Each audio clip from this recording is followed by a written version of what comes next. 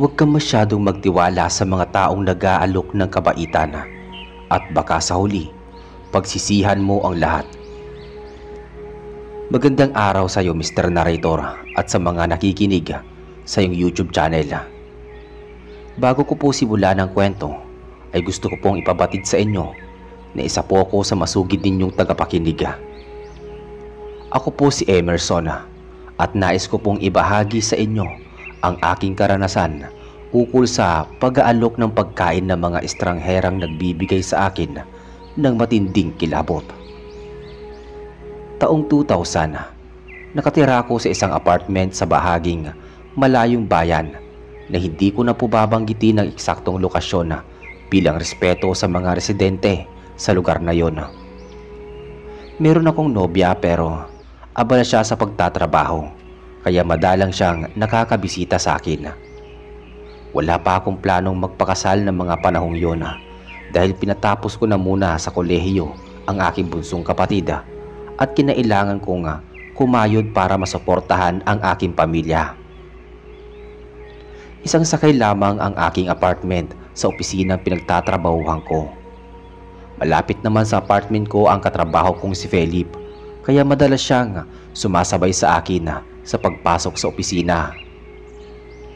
Paminsan-minsan tumatambay din siya sa apartment ko at nakikipagkwentuhan. Nagfo-food trip din kami at kapag naisipan niya ay natutulog siya sa apartment. Wala namang kaso sa akin dahil matagal na kaming magkaibigan at parang kapatid na rin ang turing ko sa kanya. Kaya naman labas-masok na din siya sa aking apartment. Meron din siyang kasintahan na nakatira sa probinsya at tuwing naiisipan niyang mag-leave ay bumibisita at nagbabakasyon siya sa bahay ng kanyang nobya. Isang araw, may bago akong kapitbahay na umuupa din sa katabing apartment. Matanda siyang babae at mukha namang mabait kaso madalas siyang lumalabas tuwing gabi. Nakikita ko siyang lumalabas sa kanyang apartment at hindi ko na alam kung anong oras siya nakakabalik. Naisip ko na baka naman meron siyang trabaho tuwing gabi at umuwi na lang tuwing madaling araw. Nakikipagkwentuhan naman ako sa kanya kapag natsetsempuhan ko na siya na nasa labas ng kanyang apartment at tumatambay siya sa labas. Minsan na kami nakipagkilala ni Felipe sa matandang babae at nalaman namin na Aling Lumen ang kanyang pangalan. Tubong probinsya ng Jarasa at nagtungo sa syudad upang dumalaw sa kanyang apo at maghanap na rin ng trabaho. Sa tansya namin ay hindi pa naman siya katandaan. Nasa 48 na ang kanyang edad, ngunit kita pa rin ang kalakasan ng kanyang pangangatawan at tuwid pa ang kanyang likuran.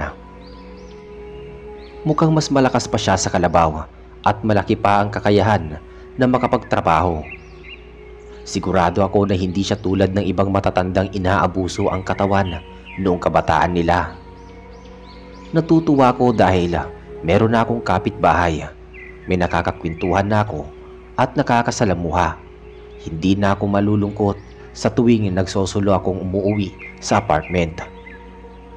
Malayo kasi ang aking pamilya at nag-iisa akong namumuhay sa syudad. Kaya naman nalulungkot din ako mag-isa. Lalo na at palagi ko rin silang namimiss sa tuwing nakakausap kami sa cellphone. Kaya nagpasalamat ako sa naging kaibigan ko si Philip at ang iba pa naming katrabaho. Hindi na ako naho-homesick at nasanay na din akong mamuhay sa apartment. Isang dapit hapon ay napansin ko na lumabas ng apartment si Aling Lumen. Nahabol ko siya sa labas at naitanong ko kung saan siya pupunta. Nabanggit niya sa akin na meron siyang tatagpuing tao sa kanyang trabaho at baka sa madaling araw na siya makakauwi at marami siyang gagawin.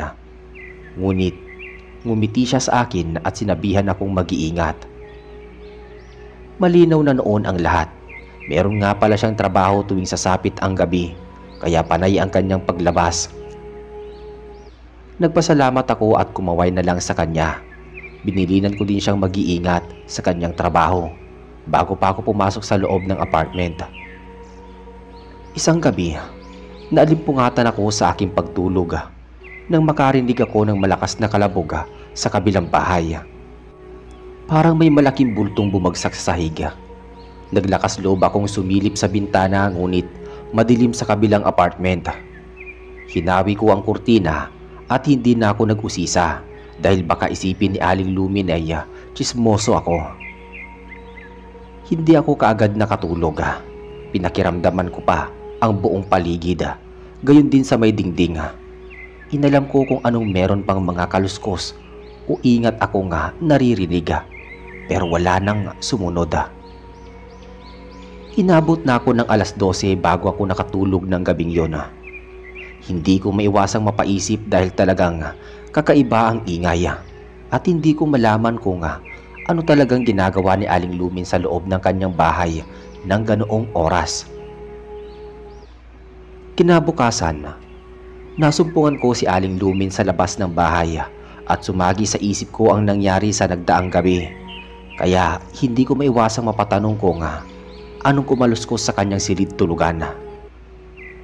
Hindi siya kaagad nakapagsalita na para bang iniisip niya kung anong dapat sabihin. Hindi ko malaman kung bakit nahirapan siya na ipaliwanag sa akin ang katotohanan o baka naman may iniingatan siyang lihim na ayaw niyang mabunyag. Makalipas ang ilang sandali ay nagsalita siya. Nabanggit niya na nag-aayos siya ng mga kasangkapan. Inilipat niya ng pwesto kung kaya't lumikha iyon ng ingay. Humingi pa siya ng pasensya sa akin dahil sa ingay at istorbo na nagawa niya. Sinabi ko sa kanya na huwag siyang mag-alala dahil nakatulog naman ako ng maayos. Inalok ko pa siya na kung may bubuhatin at kailangan niya ng tulong ay huwag siyang mahihiyang magsabi sa akin at agad ko siyang tutulungan pagkatapos ng aking trabaho sa opisina. Magaan na kasi ang loob ko noon sa kanya at para ko na rin siyang ina. Nagpasalamat sa akin si Aling Lumin at nakipagkwentuhan pa siya sa akin ng ilang minuto bago pa siya bumalik sa loob ng kanyang apartment. Habang ako naman ay naghanda ng pagpasok ko sa opisina. Sa mga sumunod na araw ay naging abala ko sa trabaho. May pagkakataon pa na naiiwan ako ni Philip sa opisina at tinatapos ko ang mga paperworks kaya nauuna siyang umuwi sa akin. Saglit namang bumisita sa apartment ko si Karen, ang aking nobya, at pinasalubungan niya ako ng masasarap na pagkain. Hindi na rin kami nakapamasyal at mabilis lamang siyang nakipag-usap at nangamusta bago siya umalis. Abalang-abala din siya sa kanyang trabaho kaya naman ay nilawakan ko na lang ang pangunawa ko at pasensya ko sa aming relasyon. Ang mahalaga ay hindi kami nawawalan ng komunikasyon at matibay pa rin ang relasyon naming dalawa. Si Philip at mga kabarkada ko sa opisina ang madalas kong nakakasama, ang nakakausap. Paminsan-minsan lumalabas kami para magsaya pero hindi rin naman magtatagal at umuwi na rin ako kaagad. Nakatapos na ako ng 5 araw na panay paperworks at report. Yun ang inesikaso ko sa opisina. Noong sumapit pa ang 2 araw ay hindi ako nagpahinga. Talagang pinaspasan ko pa ang pag-aayos at pagtatapos ng lahat ng natitirang paperworks upang sa kasunod na linggo ay makapagpahinga ako. Lumipas ang 1 linggo at tinamaan ako ng sakit. Umuwi ako sa apartment at sinisipon, inuubo at inaapoy ng lagnat. Mukhang nasobrahan ako sa sipag sa trabaho at sa stress. Sunod-sunod din kasi ang aking overtime at ilang araw na din akong puyat. Hindi pa ako nakalabas noon ng apartment para bumili ng pagkain dahil nahihilo ako at sumasakit pa ang ulo ko. Medyo nangihina pa ang katawan ko. Trangkaso na yata ang kinahinatnan ko noon. Ayoko namang pumunta sa ospital at baka lumaki pa ang gastos ko. Sa kakaya ko pa naman ang katawan ko. Umikot ang aking paningin at mukhang hindi ko kaya magluto ng aking makakain. Kailangan ko ng makakasama na mag-aasikaso sa akin. Nasobrahan ako ng matinding pagod at puyat sa trabaho, kaya pinaparusahan ako ng sobrang pagtsatsaga ko na matapos ang gawain sa opisina. Humiga na muna ako sa kama at nagpahinga, subalit hindi pa man lang natatagalan ay may kumatok sa pinto. Naalerto ako at pinilit kong bumangon na kahit inaapoy ang aking pakiramdam at medyo umiikot ang aking paningin. Inakala ko na baka si Philip iyon at sigurado akong may dala siyang pagkain, kaya naman mabilis kong binuksan ang pinto. Ngunit laking pagtataka ko nang bumulaga sa harapan ko si Aling Lumen at may dala pa siyang isang mangkok na umuusok na lugaw. Nabanggit niya sa akin na nakasalubong niya sa daan si Philip at ipinabibigay nito ang lugaw para may makain ako at gumaling ang aking trangkaso. Napakasarap ng amoy ng lugaw at mukhang sa sobrang init nito ay tiyak na pagpapawisan ako. Kaagad kong tinanggap ang lugaw pagkatapos ay nagpasalamat ako. Kasunod nun ay inalok ko si Aling Lumen na pumasok sa loob ng aking apartment. Subalit tumanggi siya dahil marami pa siyang aasikasuhin, kaya nagmamadali na siyang umalis. Gumaan kahit papaano ang pakiramdam ko. Natuwa naman ako sa pagmamalasakit sa akin ni Philip at Aling Lumen kahit hindi ko sila mga kamag-anak. Wala na akong nagawa kung hindi ang pumasok sa loob ng bahay. Inilapag ko sa lamesa sa sala ang mainit na lugaw at pagkatapos ay kumuha ako ng kinahiligan kong kalamansi sa kusina. Pagkatapos ay hiniwa ko yun at dinala sa sala. Mahilig ako sa maaasim, kaya naman hindi nawawala sa listahan ang pinamimili ko sa palengke na kalamansi. Pinatakan ko ang lugaw ng katas ng kalamansi bago ako kumuha ng kutsara. Pagkabalik ko sa sala ay nabitawan ko ang kutsara nang makita ko na may lumulutang na ngipin, mata at pira-pirasong kuko ng tao. Agad kong kinuha ang mangkok at tinapon ko sa lababo ang laman nun bago ko binuksan ang gripo. Nangilabot ako sa mga nakita ko at bigla akong pinagpawisan ng malalamig. Lumakas din ang kabog ng aking dibdib. Walang ano-ano ay nakarinig na naman ako ng mga pagkatok sa pinto. Dumagungdong ang malalakas na kaba sa aking dibdib. Hindi ako kaagad nakapagsalita. Nananatili akong nakatayo sa isang tabi habang nakatingin sa may pintuan. Umakyat sa tuktok ko ang matinding hilakbot. Makalipas ang ilang sandali ay nagsalita ang tao sa labas ng apartment. Si Philip iyon, kaya bumalik ako sa katinuan at napawi ang kaba sa aking dibdib. Pakiramdam ko noon ay nabuhusan ako ng malamig na tubig sa buong katawan. Nagtungo ako sa may pinto at pinagbuksan ko si Philip. May dala siyang cup noodles at pinagmasdan niya akong mabuti bago niya ako tinanong kung anong nangyari sa akin. Nagalit pa ako at minura ko si Philip. Hindi ako natutuwa sa birong ibinibigay niya sa akin. Kung pwede ko lamang siyang suntukin sa mga oras na yon ginawa ko na sana kung hindi ako nagtitimpi. Napakamot siya sa ulo at sinabing hindi niya alam kung anong sinasabi ko. Ipinaliwanag ko sa kanya ang tungkol sa lugaw na ipinabigay niya kay Aling Lumen. Napakunot ang noo ni Philip at itinanggi niya na binigyan niya ako ng lugaw na ipinadala sa matandang babae para ibigay sa akin.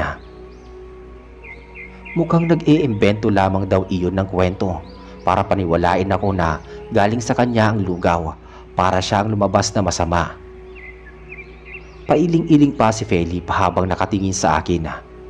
Sa pagkakataong yun ay naniwala naman ako kay Philip. Alam ko na nagsasabi siya ng totoo. Sa tagal na naming magkaibigan, isubok ko na ang kanyang ugali. Nabanggit ko pa sa kanya na nagbagong anyo ang lugaw pagkatapos ko yung patakan ng kalamansi. Nakita kong bahagi ng katawan ng tao na nakalutang sa lugaw at naisip pa niya na baka aswang si Aling Lumen. At tila gusto pa niya akong yang gawin upang maging aswang din. Alam ni Philip ang mga ganoong bagay. Dating manggagamot sa kanilang probinsya ang kanyang lolo.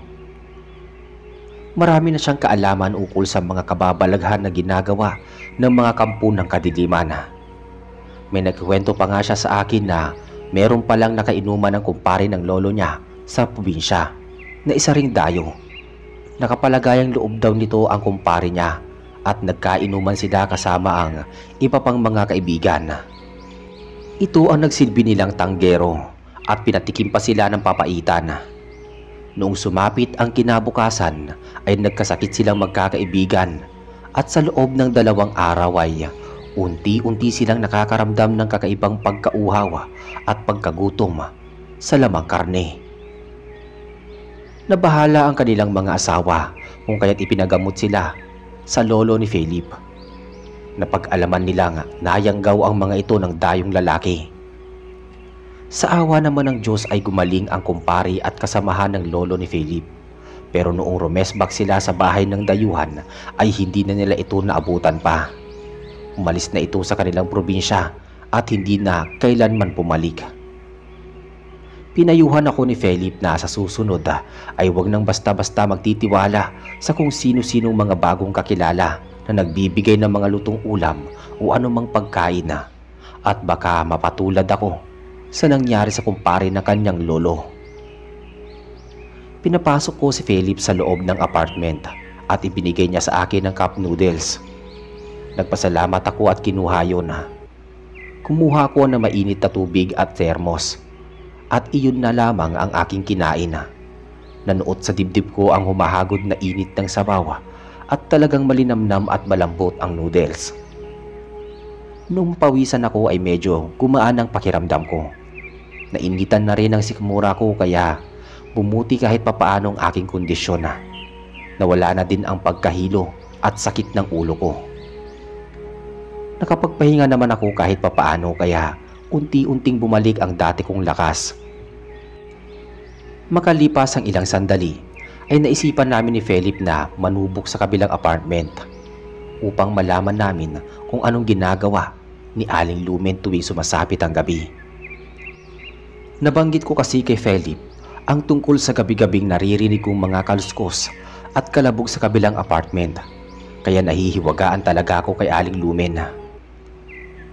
Sumilip kami sa gawing bintana at nakita namin na maliwanag sa bahaging kabilang silida. Marahil ay iyon ang kanyang silid tulugan na nakatapat din sa aking kwarto. Kaya nagtungo kami sa kwarto ko upang malaman ang katotohanan at mapanatag na rin ang aking isipan sa kababalaghang bumabalot sa pagkatao ni Aling Lumen. Bahagya namin binuksan ang bintana at natagpuan namin na nakahawi ang kurtina. Kitang-kita namin ni Philip kung papaano nilalantakan ni Aling Lumen ang karning nasa plato. Kakaiba ang hugis noon at parang hita iyon ng tao. Bigla kaming tumigil sa panunubok kay Aling Lumen. Bumalik na naman ang pagsama ng aking pakiramdam. Nagpasya si Philip na anyayahan na muna akong magpalipas ng magdamag sa kanyang apartment habang hindi pa ako gumagaling dahil baka lalo akong mapahamak sa aking apartment at may tansya pa na bubulabugin ako ng aswang kung mananatili ako sa lugar na yon. Pumayag naman ako sa sinabi niya. Kinuha ko ang aking jacket sa tokador at nagmamadali kaming umalis sa apartment bago pa kami maabutan ni Aling Lumen. Noong makarating ako sa apartment ni Philip ay kahit papaano ay nakahinga ako ng maluwag dahil malayo-layo na rin ang apartment niya sa apartment ni Aling Lumen. At mukhang hindi niya kami masusundan dahil nakabaliktad ang walis tingting at naghagis ng asin si Philip sa may pinto. Sumagi pa sa isip ko na mukhang nagsisinungaling sa akin si Aling Lumen. Wala naman siyang nakakasamang apo sa kanyang apartment at siya lamang talaga ang nangungupahan doon. Posibleng matagal niya na akong tinitiktikan at pinagpaplanuhan sapagkat nag-iisa lang ako na nangungupahan. Hindi kaagad ako nakatulog kahit magkasama kami sa kwarto ni Philip, pero magkahiwalay kami ng kamang tinutulugan. Hindi pa rin maalis sa isip ko ang itsura ng pagkain ni Aling Lumen, pero kinalaunan ay nakaramdam na din ako ng matinding pagkaantok at hindi ko na namalayan kung anong oras ako nakatulog. Kaso dinalaw naman ako ng panaginip Sa panaginip ko ay nahabol ako ng aswang sa isang madilim na kasukalan. Dinagit ako nito paitaas habang sumisigaw ako ng pagkalakas-lakas. Doon na ako nagmulat ng aking mga mata at napansin ko na sumikat na ang araw. Bumangon ako sa aking kama at naliligo ng pawis. Medyo nanlalamig pa rin ako pero medyo maganda na ang pakiramdam ko. Lumabas ako ng silida at inabutan ko si Philip na naghahanda ng kape at tinapay. Nang mapansin ako at inalok niya ako na mag-almusal. Kinuwento ko sa kanya ang akin na panaginipan at nasabi niya sa akin na huwag ko iyong masyadong isipin dahil kung minsan ang panaginip ay kabaliktaran sa inaasahan. Tinanong pa niya ako kung maayos na ang pakiramdam ko at kung gusto ko na munang manatili sa kanyang apartment. Nabanggit ko na kaya ko nang bumalik sa aking apartment. Mabuti na lang at araw ng day off namin iyon. Sinamahan na muna ako ni Philip pabalik sa apartment. Kaya lang noong makarating kami sa hilera ng apartment ni Aling Lumen, ay nakita namin ang may-ari ng apartment na may kausap na mag-anak. Saglit kaming nakinig sa kanilang usapan at mukhang may bagong lilipat na naman na aming kabloke. Napako ang atensyon namin noong marinig namin ang pangalan ni Aling Lumen. Nagulat ako pagkarinig ko ng kanyang pangalan. Ayon sa may-ari ng apartment, kinausap siya ni Aling Lumen na maaga itong nagpaalam sa kanya, dala ang mga gamit niya. Dagdag pa nito na sasama na siya sa kanyang apo at doon na maninirahan sa mismong tinitirhan nito. Ibinigay niya ang kanyang upa bago pa nagpasalamat sa may-ari ng apartment. Noong mga oras na yon ay naisip ko na baka nag-alala si Aling Lumen sa kaligtasan niya, kaya minabuti niyang magtungo sa kanyang apo. Doon ay walang nakakaalam kung ano ang kanyang sikreto. Pabor naman sa akin at nakahinga na ako ng maluwag dahil nawalan na ako ng kapitbahay na aswang. Nakapalagayan ko pa ng loob ang mag-anak na bagong kapitbahay at paminsan-minsan ay binibigyan nila ako ng kanilang sobrang ulam. Sigurado naman ako na hindi sila mga aswang. Naikwento na rin nila sa akin kung saan sila nagmula, gayon din ang kapaligiran na nakasanayan nila. Kapag nagdidiwang naman ng kaarawan ang kanilang bunsong anak o iba pang miyembro ng kanilang pamilya, ay hindi nila ako nakakalimutang imbitahan. Naging karamay ko din sila sa oras ng pangangailangan at subok ko na talagang mapagkakatiwalaan ang kanilang pamilya. Kaya kahit malayo ang aking tunay na pamilya at nararamdaman ko naman sa aking kapitbahay, gayon din kay Norman na mayroong iba pang taong nagmamalasakit at nagmamahal sa akin. Lumipas ang ilang buwan at naghiwalay kami ni Karen, pero nananatili kami magkaibigan. Inakala ko na matatapos na ang kalbaryo ko sa aswang, ngunit hindi pa pala. Mas matindi pa pala ang susuungin kong pagsubok noong dumating ang panibagong empleyado sa opisina. Milagros ang kanyang pangalan at katulad ko ay wala pa siyang kasintahan, kaya madalas kaming pinagbibiro ng aming mga katrabaho. Noong una ay hindi ko naman siya pinagpapansin. Sinasakyan ko na lang ang mga biro nila sa aming dalawa.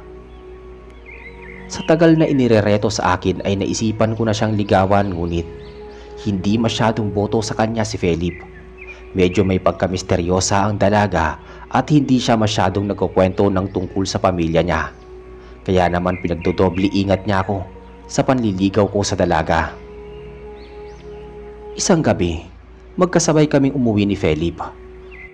Naibalita niya sa akin na padating ang mag-anak ng kanyang tiyahin at kasama nito ang pinsan niya si Kayla. Gusto niya itong ipakilala sa akin at ereto na din dahil gusto na rin itong magkaroon ng kasintahan. Napatawa na lang ako at hindi ko na pinatulan ang kanyang mga sinabi. Noong dumako kami malapit sa aking apartment ay may biglang bumulagang malaking aso at sinugaban nito si Philip. Galit na galit ang aso at mukhang gusto siyang kagatin. Pero matapang si Philip, sinipa niya ang aso at tinamaan ito sa panga. Tumalsik ang aso sa isang tabi at pagkatapos noon ay kaagad itong kumaripas ng takbo. Gulat na gulat kami sa nangyari. Hindi naman siya nasaktan pero parang palaisipan sa amin ang biglaang paglitaw ng aso at kung bakit si Philip ang pinuntirya nitong atakihin. Kinabukasan pumasok kami sa trabaho at napansin ko na parang may sugat sa panga itong si Milagros. Bigla akong kinutuban pero hindi ako sigurado sa mga naiisip ko. Nagparinig si Philip na inatake kami ng aso. Mabuti na lamang at nasipa niya ito sa panga, kung hindi ay baka nilapa na siya ng aso. Dagdag pa niya na kung hindi siya nakapagpigil ay malamang itinadtad niya na ng pinong-pino ang asong yun. Biglang nahagip ng paningin ko si Milagros at nakita ko na pasimple at mabilis niyang tinapunan ng masamang tingin si Philip bago pa siya sumulyap sa akin at nagpukol ng matamis na ngiti. Natigilan naman ako at dahil ayoko mapahiya si Milagros ay minabuti ko na lamang siyang bigyan ng masigla at matamis ding ngiti. Noong matapos na ang oras ng aming trabaho ay kinakantsawan ako ng aking mga katrabaho ukol sa nalalapit kong kaarawan. Biniro pa ako ng katrabaho kong si Gino na kailangan ko nang magkaroon ng kasintahan bago pa ako madagdagan na isang edad. Bilis-bilisan ko na daw ang panliligaw kay Milagros bago pa siya masungkit ng iba. Bigla namang sumabat sa usapan si Philip at nabanggit niya na balak niya na akong paligawan sa kanyang pinsan dahil gusto na rin itong magkaroon ng kasintahan. Napalingon ako kay Milagros at mukha siyang napahiya kaya medyo napayukod siya bago siya bumalik sa kanyang desk at tahimik na nagsasaayos ng mga folders. Sa isang banda ay naawa ako sa kanya. Halatang halata na ayaw sa kanya ni Philip at prangkahan pa nito nga ipinagtutulakan sa akin ang kanyang pinsan. Inilihis ko ang aming usapan at napunta na naman kay Milagros ang paksa. Nabanggit ko kay Philip na napansin ko na may sugat sa panga si Milagros. Parang nakakatugma iyon ng pagkakasipa ni Philip sa asong kamuntik ng kumagat sa kanya. Sumang-ayon naman si Philip dahil nakita niya ang reaksyon ni Milagros matapos marinig ang mga pahayag niya noong nasa opisina sila. Hindi ito mapalagay at mukhang may kinakatakutan kaya lalong lumalakas ang suspecha ni Philip na talagang isang aswang itong si Milagros. Ayoko namang mangusga hanggat wala akong nakikitang matibay na ebidensya na magpapatunay na isa nga itong aswang. Noong tumapat na kami sa apartment ko ay bigla kong inakbayan ni Philip at niyaya na magtungo sa kanyang apartment upang harap-harapan na makita ang kanyang pinsan. Akala ko ay nagbibiro siya subalit totoo pala lahat ng mga sinabi niya. Inimbitahan niya ako sa kanyang apartment at nagsasalo-salo kami sa hapunan kasama ang pamilya ng kanyang tiyahin. Doon ko na nga nakilala ang pinsan ni Philip na si Kayla. Nagtatrabaho siya sa malayong syudad sa isang malaking kumpanya at malaki na rin ang sinasahod. Natuwa ko at sa ilang oras lamang naming pagkukwentuhan ay nahulog na ang loob ko sa kanya. Sa tuwing natititigan ko ang mapupungay niyang mga mata ay gumagaan ang aking pakiramdam at para bang nasa ulap ako. Masaya naman si Philip at mukhang nabaling ang atensyon ko sa pinsan niya. Subalit noong dumako ang aking kaarawan ay panay ang paglalambing sa akin ni Milagros. Marami akong katrabaho nga nagbigay sa akin ng mga regalo at handang pagkain. Tinapos namin ng maaga ang trabaho at nagdiwang kami sa opisina. Kumain kami at nagkainuman. Nagbigay pa sa akin ng isang bilaong palabok si Milagros at talagang nagpasalamat ako sa kanya ng husto. Kaya lang ay panay naman ang kantsaw sa amin ng mga katrabaho namin. Kaya nagulat na lang ako nang bigla niya akong hinalikan sa pisngi. Nagsigawan at kinilig ang malalandi naming katrabaho. Nagsalo-salo kami ni Milagros pero hindi pa rin umalis sa tabi ko si Philip. Nagtataka kaming nagbubulungan na walang kalamansi ang palabok ni Milagros. Paliwanag ng dalaga na siya mismo ang gumawa ng palabok at hindi siya gumagamit ng kalamansi sa palabok. Bagay na talagang pinaghihinalaan naming dalawa ni Felipe. Hindi namin pinakain sa ibang empleyado ang palabok dahil malakas ang kutob namin na may misteryong bumabalot dito. Kaya naman noong isa-isa nang umalis ang mga empleyado, gayon din ang aming boss ay binalot namin ito. Nagtaka naman si Milagros kung bakit iuuwi namin ang palabok at mukhang hindi namin iyon na pinakain sa mga empleyado. Binola-bola siya ni Felipe at sinabi nito na espesyal ang palabok kaya dapat ako lamang ang makakakain noon. Tumawa at nagpasalamat na lamang si Milagros. Balak pa sana niyang sumabay sa amin pag-uwi pero kung ano-anong mga idinahilan namin sa kanya. Kaya naman sinamahan na muna namin siya sa tabi ng highway pagkalabas namin ng opisina. At nang makasakay na siya, saka pa lang kami umalis na magkaibigan. Hindi kami kaagad dumiretso sa may apartment. Nagtungo kami sa bakanting lote malapit sa opisina at doon namin binuksan ang isang bilaong pansit. Kumuha si Felipe ng ilang pirasong kalamansi na nabili niya sa palengke noong umaga at ipinatak niya sa palabok. Inobserbahan namin mabuti hanggang sa tumambad sa harapan namin ang mga ilang piraso ng daliri ng tao, gayon din ng ilong at balat ng pisngi. Nagsuka kaming dalawa ni Felipe at inilabas namin lahat ng aming kinain sa handaan. Noong may masmasan kaming dalawa ay naghukay kami sa lupa at doon namin ibinaon ang mga bahagi ng katawan ng tao. Walang duda na aswang nga si Milagros at nagpapasalamat ako na hindi ako na humaling ng sobra kay Milagros. Kung hindi ay baka naipain na ako sa bitag. Hindi ko akalaing iyon na ang pinaka nakakapangilabot na karanasan ko sa aking kaarawan.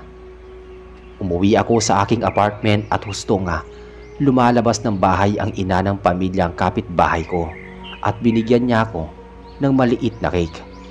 Naantig ang puso ko dahil talagang hinintay pa nila akong dumating. Kaagad naman ako nagpasalamat at pagkatapos nun ay pumasok na ako sa loob ng bahay. Medyo naawa naman si Felipe sa akin kaya inalok niya ako matulog sa kanilang apartment para naman maramdaman ko na may pamilya ko. Pumayag ako at pagkarating ko sa loob ng apartment ay nagring ang cellphone ko. Tumawag sa akin ang pamilya ko at pinati ako sa aking kaarawan. Kahit papaano ay naging emosyonal ako ng mga oras na yon, pero mas nangibabaw sa akin ang saya dahil hindi nakalimot ang pamilya ko sa aking kaarawan. Tahimik na noon at mukhang tulog na ang pamilya ng tiyahin ni Felipe, kaya naman minabuti naming magpahinga na rin. Natulog kami sa isa pang kwarto at halos madaling araw na din kami nakatulog noon. Sa mga sumunod na araw ay nakisama pa rin ako ng maayos kay Milagros. Subalit, paiwas na ako sa mga chismis at pambibiro sa amin ng mga katrabaho ko. Itinuloy ko ang panliligaw kay Kayla. Nagtiyaga akong magtungo sa apartment ni Felipe at doon ako mismo nanliligaw sa kanya, kaharap ang kanyang mga magulang. Sa araw-araw kong pagtitiyaga ay nakita ng mga magulang niya kung gaano ako kapursigido sa panliligaw sa kanya. Inirespeto ko din siya at iginalang lahat ng kanyang desisyon na makakabuti para sa amin. Natuto akong maghintay hanggang sa kinalaunan ay napasagot ko na rin siya. Walang paglagyan ng aking kasiyahan dahil sa wakas ay nakamtan ko na rin ang pag-ibig ni Kayla sa kabila ng lahat ng mga paghihirap ko sa panliligaw sa kanya. Ipinaalam ko din sa aking pamilya at ipinakilala ko si Kayla sa pamamagitan ng pagtawag sa cellphone. Pero naglaan din ako ng panahon upang maipakilala sa kanila ng personal lang aking kasintahan. Nagpaalam ako ng 1 linggo sa boss ko at nagtungo ako sa probinsya ng pamilya ko kung saan isinama ko si Kayla. Maayos naman siyang nakisalamuha sa aking mga magulang at kapatid. Kaya naman tinanggap nila ng buong buo ito bilang aking kasintahan. Pagbalik ko sa aming trabaho ay tanging si Philip lamang ang nakakaalam ukol kay Kayla bilang aking nobya. Hindi naman nag-usisa ang mga katrabaho ko pero kinukulit ako ni Milagros kaya kung ano-anong kasinungalingan ang sinabi ko sa kanya. Tanging pamilya lamang ang dinahilan ko kung bakit bigla akong napauwi sa aming probinsya. Hindi nagtagal ay bumalik na din si Kayla sa kanyang trabaho upang makapagtrabaho. Ngunit paminsan-minsan ay sinusurpresa niya ako. Bigla-bigla na lang siyang lumilitaw sa harapan ko na walang pasabi sa akin na darating pala siya. Kinahiligan niya na iyong gawin para naman daw matuwa ko at hindi na ako maghanda pa ng kung ano-ano. Isang araw, ginulat niya ako nang dumating siya sa aming opisina at may dala siyang isang cake. Iyon ang unang buwan ng aming mansari. Gulat na gulat at hindi makapaniwala ang mga katrabaho ko na may kasintahan na ako. Inakala nila na si Milagros ang magiging nobya ko pero hindi pala at may iba pa pala akong niligawan. Binala ko na sanang ipagtapat talaga ang katotohanan kay Milagros, ngunit pinangungunahan ako ng takot. Kaya naman sa huli ay nakita ko na palihim na lumuha si Milagros at sa kinabukasan ay hindi siya pumasok. Nasaktan ko siya pero mabuti na rin na nalaman niya na iba ang babaeng mahal ko at saka napakarami ng ebidensya na isa siyang aswang. At kita ko naman sa kanya na hindi rin naman niya gusto si Felipe na makasama ko sa araw-araw, kaya lumayo na din ang loob ko sa kanya. Humingi naman ako ng tawad noong mga sumunod na araw na pumasok siya at kahit papaano ay nauunawaan naman niya ang mga sinasabi ko. Ramdam ko pa rin ang sakit na kanyang nararamdaman at wala na akong magagawa pa para matanggal iyon sa kanila. Kailangan niyang tanggapin na iba ang babaeng minahal ko at balang araw ay makakahanap din siya ng lalaking makakatanggap sa kanya ng buong buo. Tumagal pa siya ng 1 buwan bago siya nagpaalam sa aming boss at lumipat siya sa ibang agency. Sa pagkakataong yon ay natuwa si Felipe dahil wala nang aswang na umaaligid sa opisina. Kahit paano naman ay natuwa na rin ako dahil nawala na ang mga pangamba ko sa aswang. Ngunit nalungkot din ako kahit papaano. May pinagsamahan kami at naging mabuti naman siya sa akin kahit isa siyang aswang. Tumagal ang 1 taon at naisip ko na rin na lumugar sa tahimik. Hindi na rin naman kami bumabata ni Kayla at sa palagay ko ay iyon na ang tamang pagkakataon upang iharap ko siya sa dambana bilang aking kabiyak. Nagpropose ako kay Kayla at matapos ang ilang buwan na paghahanda ay nagpakasal kami.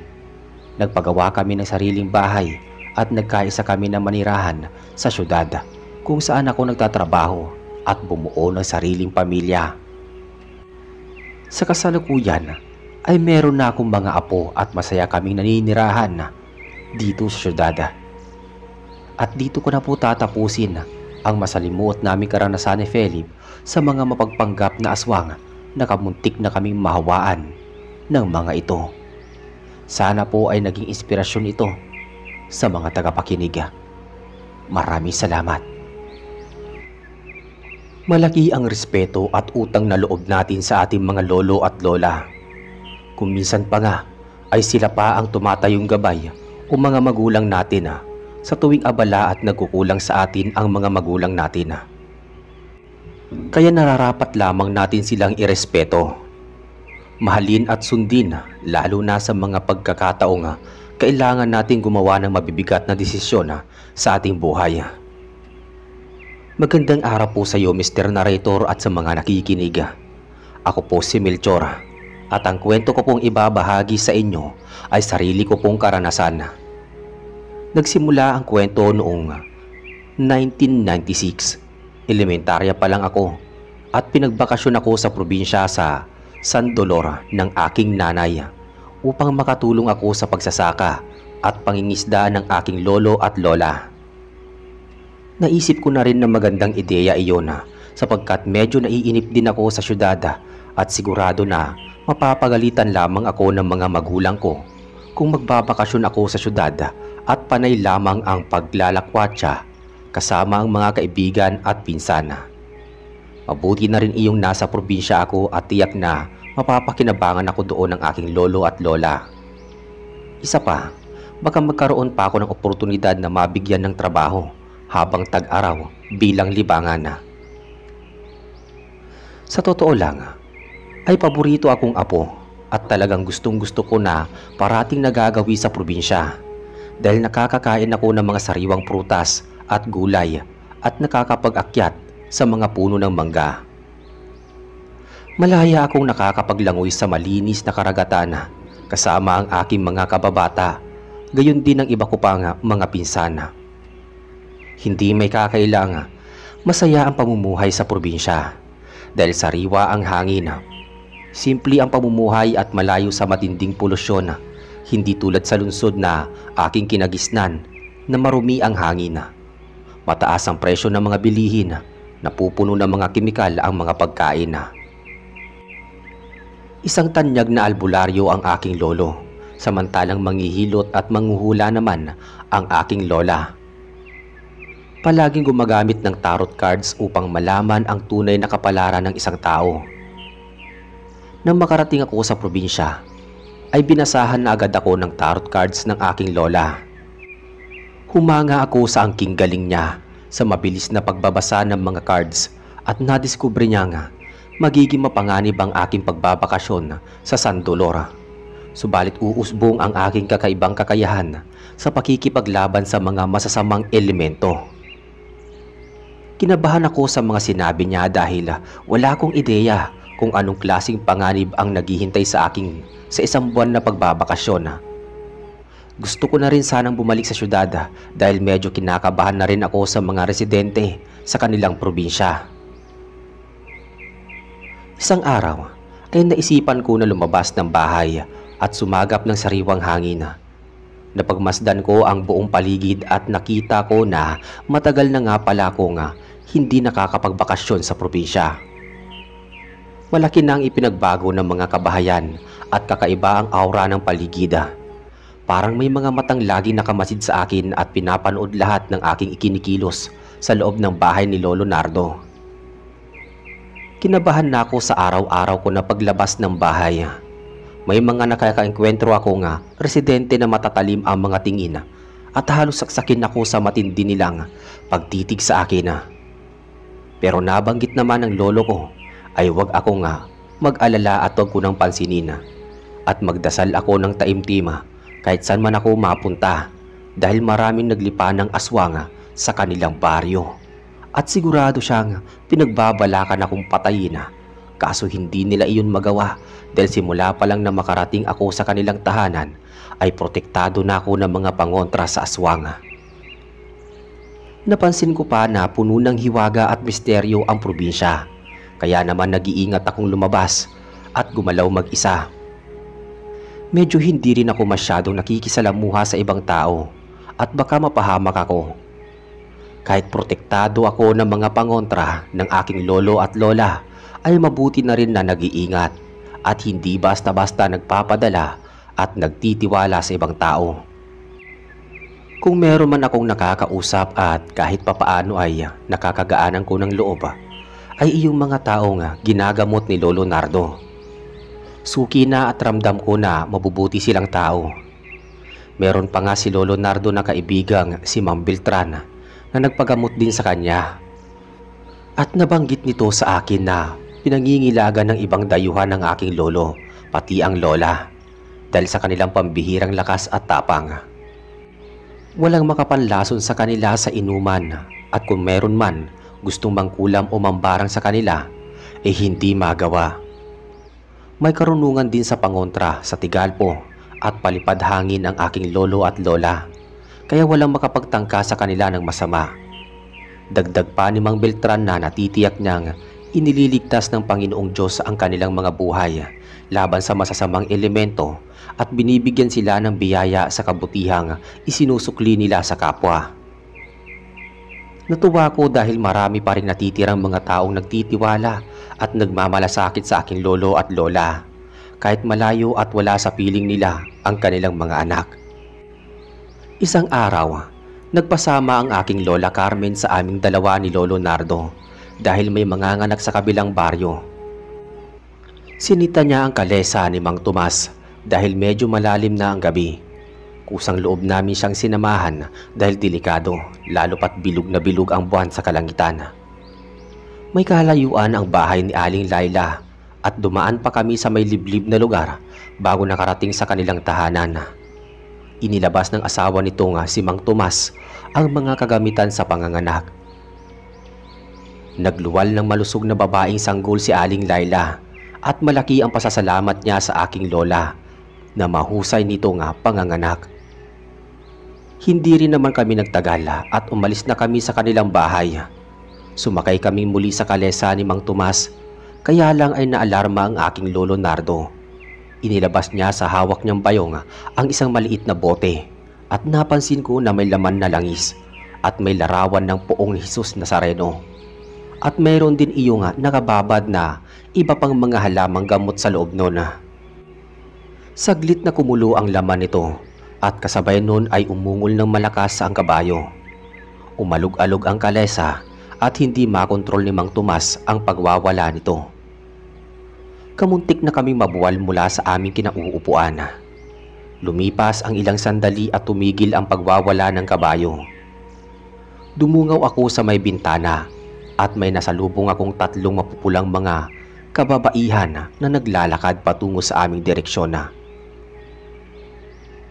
Nakasuot sila ng blusang itim at mukhang nanlilisik ang mga mata. Nagmamadaling umatras si Mang Tomas subalit mabilis na nagsipagtakbuhan ang tatlong kababaihan na tila may kakaiba silang kapangyarihan. Nagulat ako at tinawag ang aking lolo subalit nagimbal ako na may ibinibilot silang kalamansi sa isang malaking alampay habang pinapatakan niya ang kalamansi ng lana ng Jesus Nazareno. At pagkatapos ay sumasambit siya ng dasal, samantalang si lola naman ay bumubulong habang isinusuot ang kwintas na bao na may mata. Pinalaan ako ng aking lolo na kahit anong mangyari ay wag lalabas ng kalesa. Posibleng targetin ako ng mga kababaihan dahil wala pa akong taglay na lakas at kapangyarihang katulad nila ni Lola Carmen. Sumang-ayon ako kahit hindi ko maintindihan ang kanyang tagubilin. Lumabas ang mag-asawa sa loob ng kalesa at nagmamadali silang nagtungo sa labas. Dumungaw akong muli sa bintana at halos manlaki ang aking mga mata sa aking nakikita. Pinagtutulungan ng tatlong babae si Mang Tomas na makagat sa leeg. Nag-aagawan sila kung sino ang dapat na maunang kumalmot at kumagat sa naturang matanda. Subalit bumungad sa kanilang harapan ng aking lolo at lola, kaya nawala ang kanilang konsentrasyon. Napukaw ang atensyon nila sa mga ito na naging hudyat upang atakihin sila nila lolo at lola.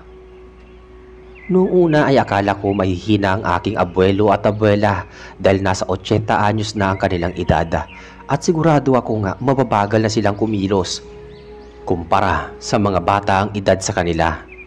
Subalit base sa aking nasaksihan ay talo pa nila ang kalabaw sa liksi at bilis sa pakikipaglaban. Parang hindi pa sumasakit ang kanilang mga balakang at hindi pa lumulutong ang mga buto. Mas malakas pa sila sa mga mandirigma at mukhang biyasa sa pakikipagkumbate sa mga halimaw. Ibang klase talaga. Naisip ko noon na tila nanonood ako ng maaksyong pelikula sa telebisyon. Kinuha ni Lolo Nardo mula sa kaluban ang bolo at tinagpas ang ulo ng babaeng aswang at pagkatapos ay sinunggaban naman niya ang isa pang babae kung saan pinagahampas niya ng kanyang alampay na may malaking kalamansi na nakabalot sa loob nito. Bagyang nag-usok ang mukha ng babae at napapasigaw siya sa sobrang sakit. Sinikap niyang dukwangin ng aking lolo gamit ang kanyang mga matutulis na kuko, subalit mas mabilis pa sa kisap mata ang lolo ko. Isinubo niya ang kalamansi na nakabalot sa alampay sa bibig ng halimaw at makalipas ang ilang sandali ay nasunog ang buong bibig nito. Kumalat sa katawan niya ang apoy. At bago pa mapasama ang talandro sa sunog ay agad niyang kinuha mula sa bibig ng halimaw. Samantalang ang lola ko naman ay walang habas na sinakal ang kanyang babaeng katunggali gamit ang kwintas na bao na may mata. Lumikha iyon ng mahabang latay at pagkatapos ay unti-unting natupok ang leeg ng halimaw. Nagpagulong-gulong siya sa lupa bago nalagutan ng hininga. Matapos na mapatay nilang lahat ang mga kababaihan, ay mabilis na pumasok sa loob ng kalesa ang aking lolo at lola. Nakabawi na naman si Mang Tomas at hindi na siya nagpatumpik-tumpik pa. Mabilis niyang pinaandar ang kalesa kahit na nanginginig ang kanyang mga kamay sa sobrang takot.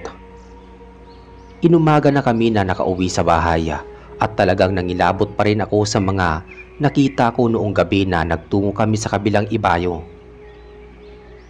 Sumagi sa isip ko kung may nalalaman ba ang mga magulang ko ukol sa mga pambihirang kapangyarihan ng aking lolo at lola at kung meron bang napamanahan nila ng mga kasanayang tinataglay nila noon.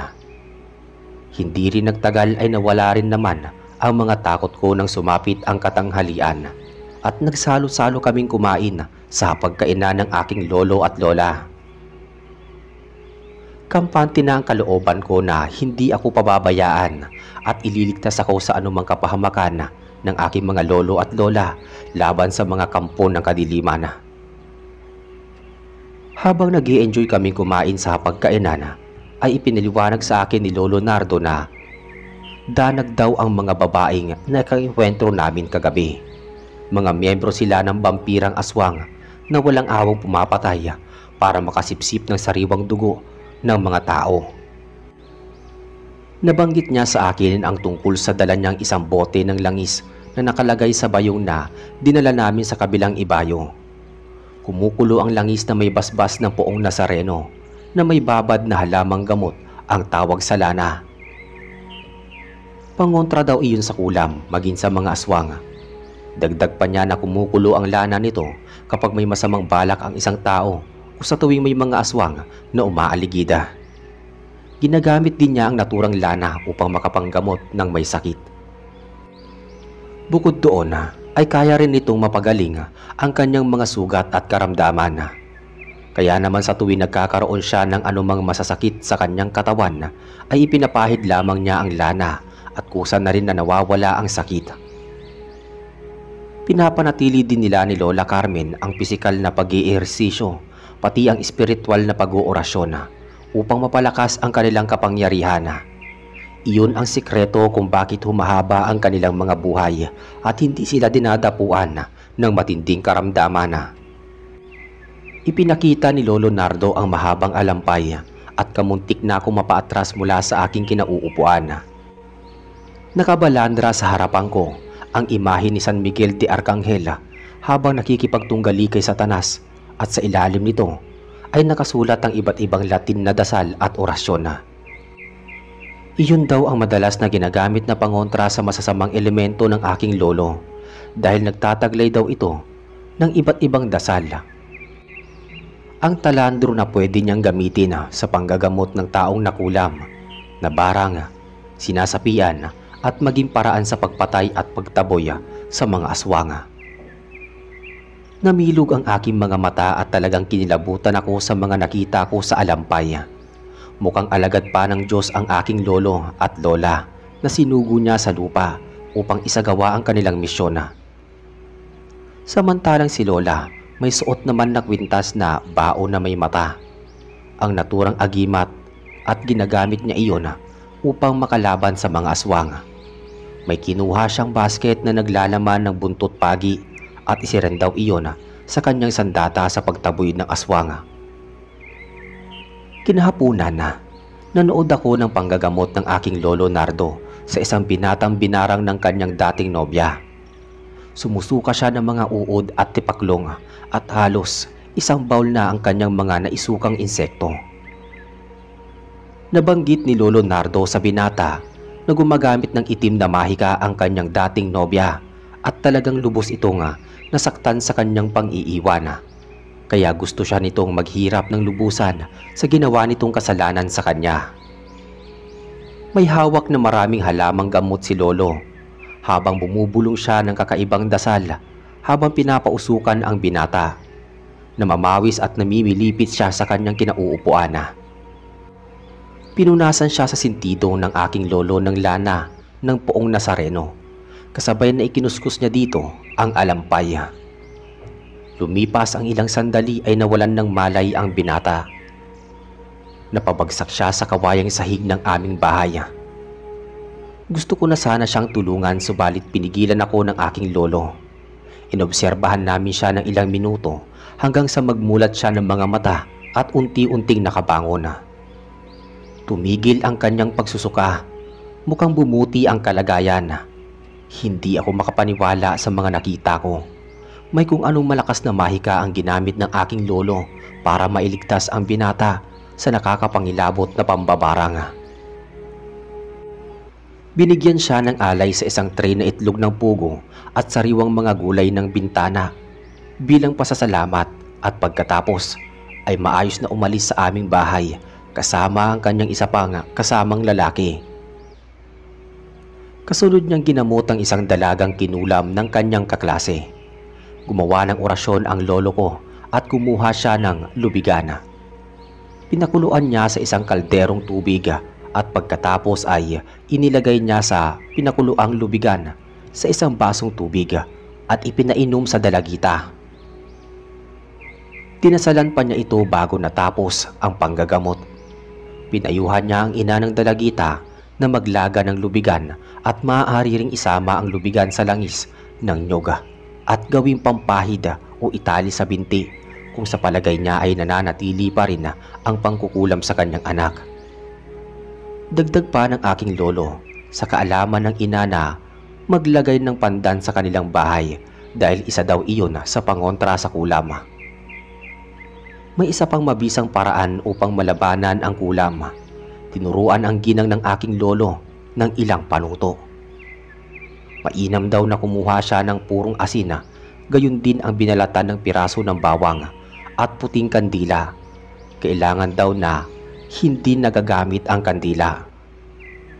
Doon daw ay iukit ang kumpletong pangalan ng anak gamit ang perdible o karayom.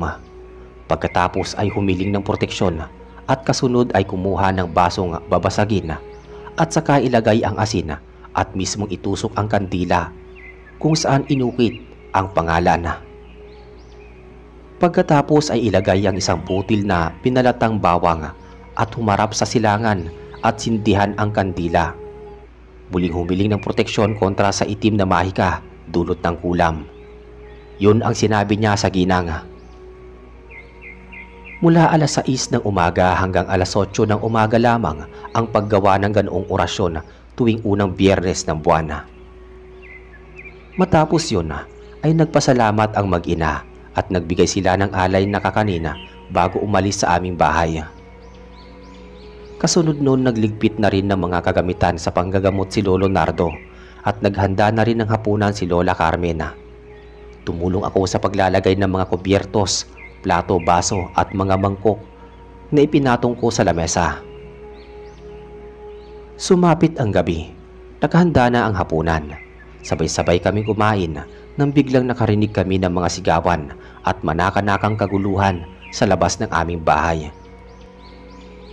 Hindi na namin natapos ang aming kinakain dahil sa matinding kuryosidad sa kung anong klaseng kaguluhan ang nangyayari sa labas ng aming bahay.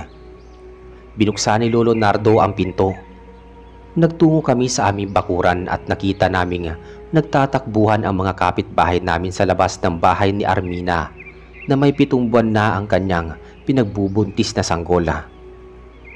Tinanong ni Lola Carmen ang tsismosa naming kapitbahay na si Aling Ofelia kung anong nangyari at nagtitipon-tipon ang mga tao sa labas ng bahay ni Armida at nabanggit nito na may abat na sumalakay sa bubungan ng bahay ng naturang buntis upang kuhain sa sinapupunan nito ang sanggola. Totoo nga ang sinabi niya. Tumingala kami sa ere at napansin namin ang abat na paikot-ikot na lumilipad sa bubungan ng bahay. Umakyat ang kilabot sa buong katawan ko noon. Noon lamang ako nakakita ng ganoong uri ng nilalang sa totoong buhay. Isa siyang babaeng may mahabang maitim na buhok, hubad at may malulusog na dibdib. Kalahati lamang ang kanyang katawan. Wala siyang mga braso at may mga pakpak ng paniki. Ang kanyang balat ay sobrang itim na katulad ng uling habang nagtataglay siya ng matutulis na pangila. Nakakapanindig balahibo ang anyo nito. Luminga-linga siya sa paligid at napansin niya kaagad ang aking lolo. Bumagsik ang kanyang nanlilisik at namimilog na mga mata sa sobrang galit at puot. Malamang ay kilala niya ang aking lolo na pumatay ng mga aswang. May nabanggit sa akin si Lolo Nardo tungkol sa abat.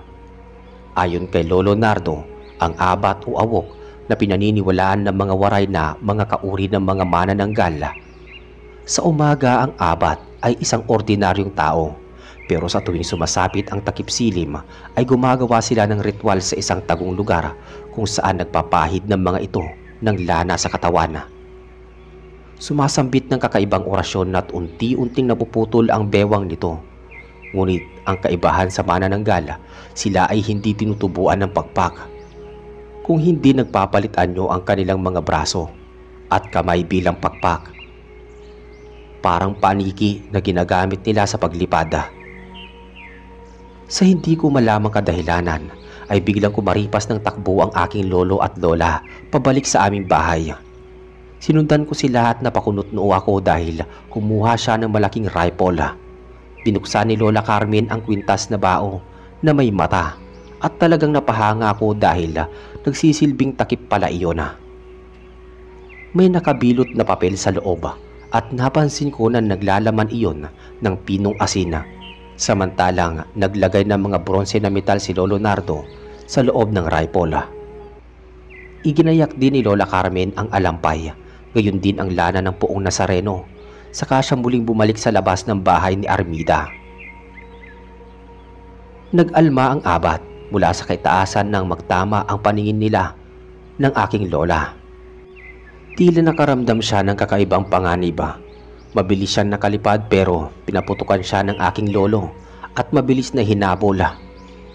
Sumunod naman kami sa direksyon na kanilang tinatahak, gayon din ng mangilan-ngilan naming mga kapitbahay.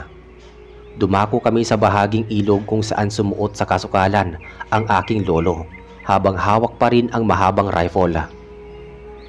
Huminto siya malapit sa puno ng balite at doon namin napansin ni Lola Carmen ang kalahating katawan ng abat. Nandiri ako habang pinagmamasdan ang sariwang laman ng kanyang tiyan. Binuhusan ko yun ng langis at pagkatapos ay binudburan naman ni Lola ng asina. Lumikha ng maliit na usok at napansin namin na umatake ang abat sa direksyon ni Lolo Nardo. Nasugatan siya sa braso at may kalmot siya sa mukha, pero nanlaban pa rin siya at pinaputukan ng makailang beses ang naturang nilalang, hanggang sa napansin niya na kinikiskisan ng pulang posporo ng aking lola ang kalahati ng kanyang katawan upang mas mapabilis ang pagkamatay nito. Nagsusumigaw sa galit ang abat. Ipit ang kanyang boses na umaalingaw-ngaw sa buong kasukalan. Akmang susuguri na sana niya ang aking lola. Subalit sinabuyan ko siya ng asin sa muka, samantalang inasinta naman siya ni Lolo Nardo. Pinatamaan ng bala sa dibdib, gayon din sa ulo. Sumabog ang ulo nito. Malakas na impak na sumirit ang masaganang dugo sa lupa bago siya tuluyang bumagsak at bawian ng buhay. Nagmadali kaming tumakas dahil lumalaki na ang apoy at posible kaming mahagip ng silab ng apoy. Pagkatapos ng kahindik-hindik na pangyayari, ay nagpasalamat ang residente sa baryo sa kabutihan at kabayanihang ginawa ng aking lolo at lola. Nagbigay sila sa amin ng ani sa bukid, gayon din ang mga itlog, sariwang isda, gulay at prutas, maging isang sakong bigas. Nagbigay din sila at nabuhay muli ang kabayanihan. Nagpatuloy sa panggagamot ang aking abuelo at abuela. Paminsan-minsan ay namamasyal kami sa bukid at namimitas ako ng mga prutas mula sa mga punong kahoy. Nagkaroon ako ng ilang kaibigan mula sa mga taong napapagaling ni Lolo Nardo. Mga binatilyo na tulad ni na Eman at Manding na kapwa mababait at matulungin sa kabataan. Kakilala sila ni Lolo Nardo at di nalalayo ang bahay nila sa amin. Kaya kapag hindi ako abala sa pagtulong sa panggagamot ng aking abuelo, ay gumagala kami o di kaya ay pumupunta ako sa bahay ng dalawa kong kaibigan at doon kami maghapong nagkukwentuhan. Mababait ang kanilang mga magulang. Madalas pa nila akong pinagdadala ng mga matatamis at kakanin na minimeryenda nila bilang pasasalamat sa aking lolo at lola na siyang gumamot sa kanilang pamilya. Medyo nahihiya na nga kami sa kanilang ginagawang kabutihan.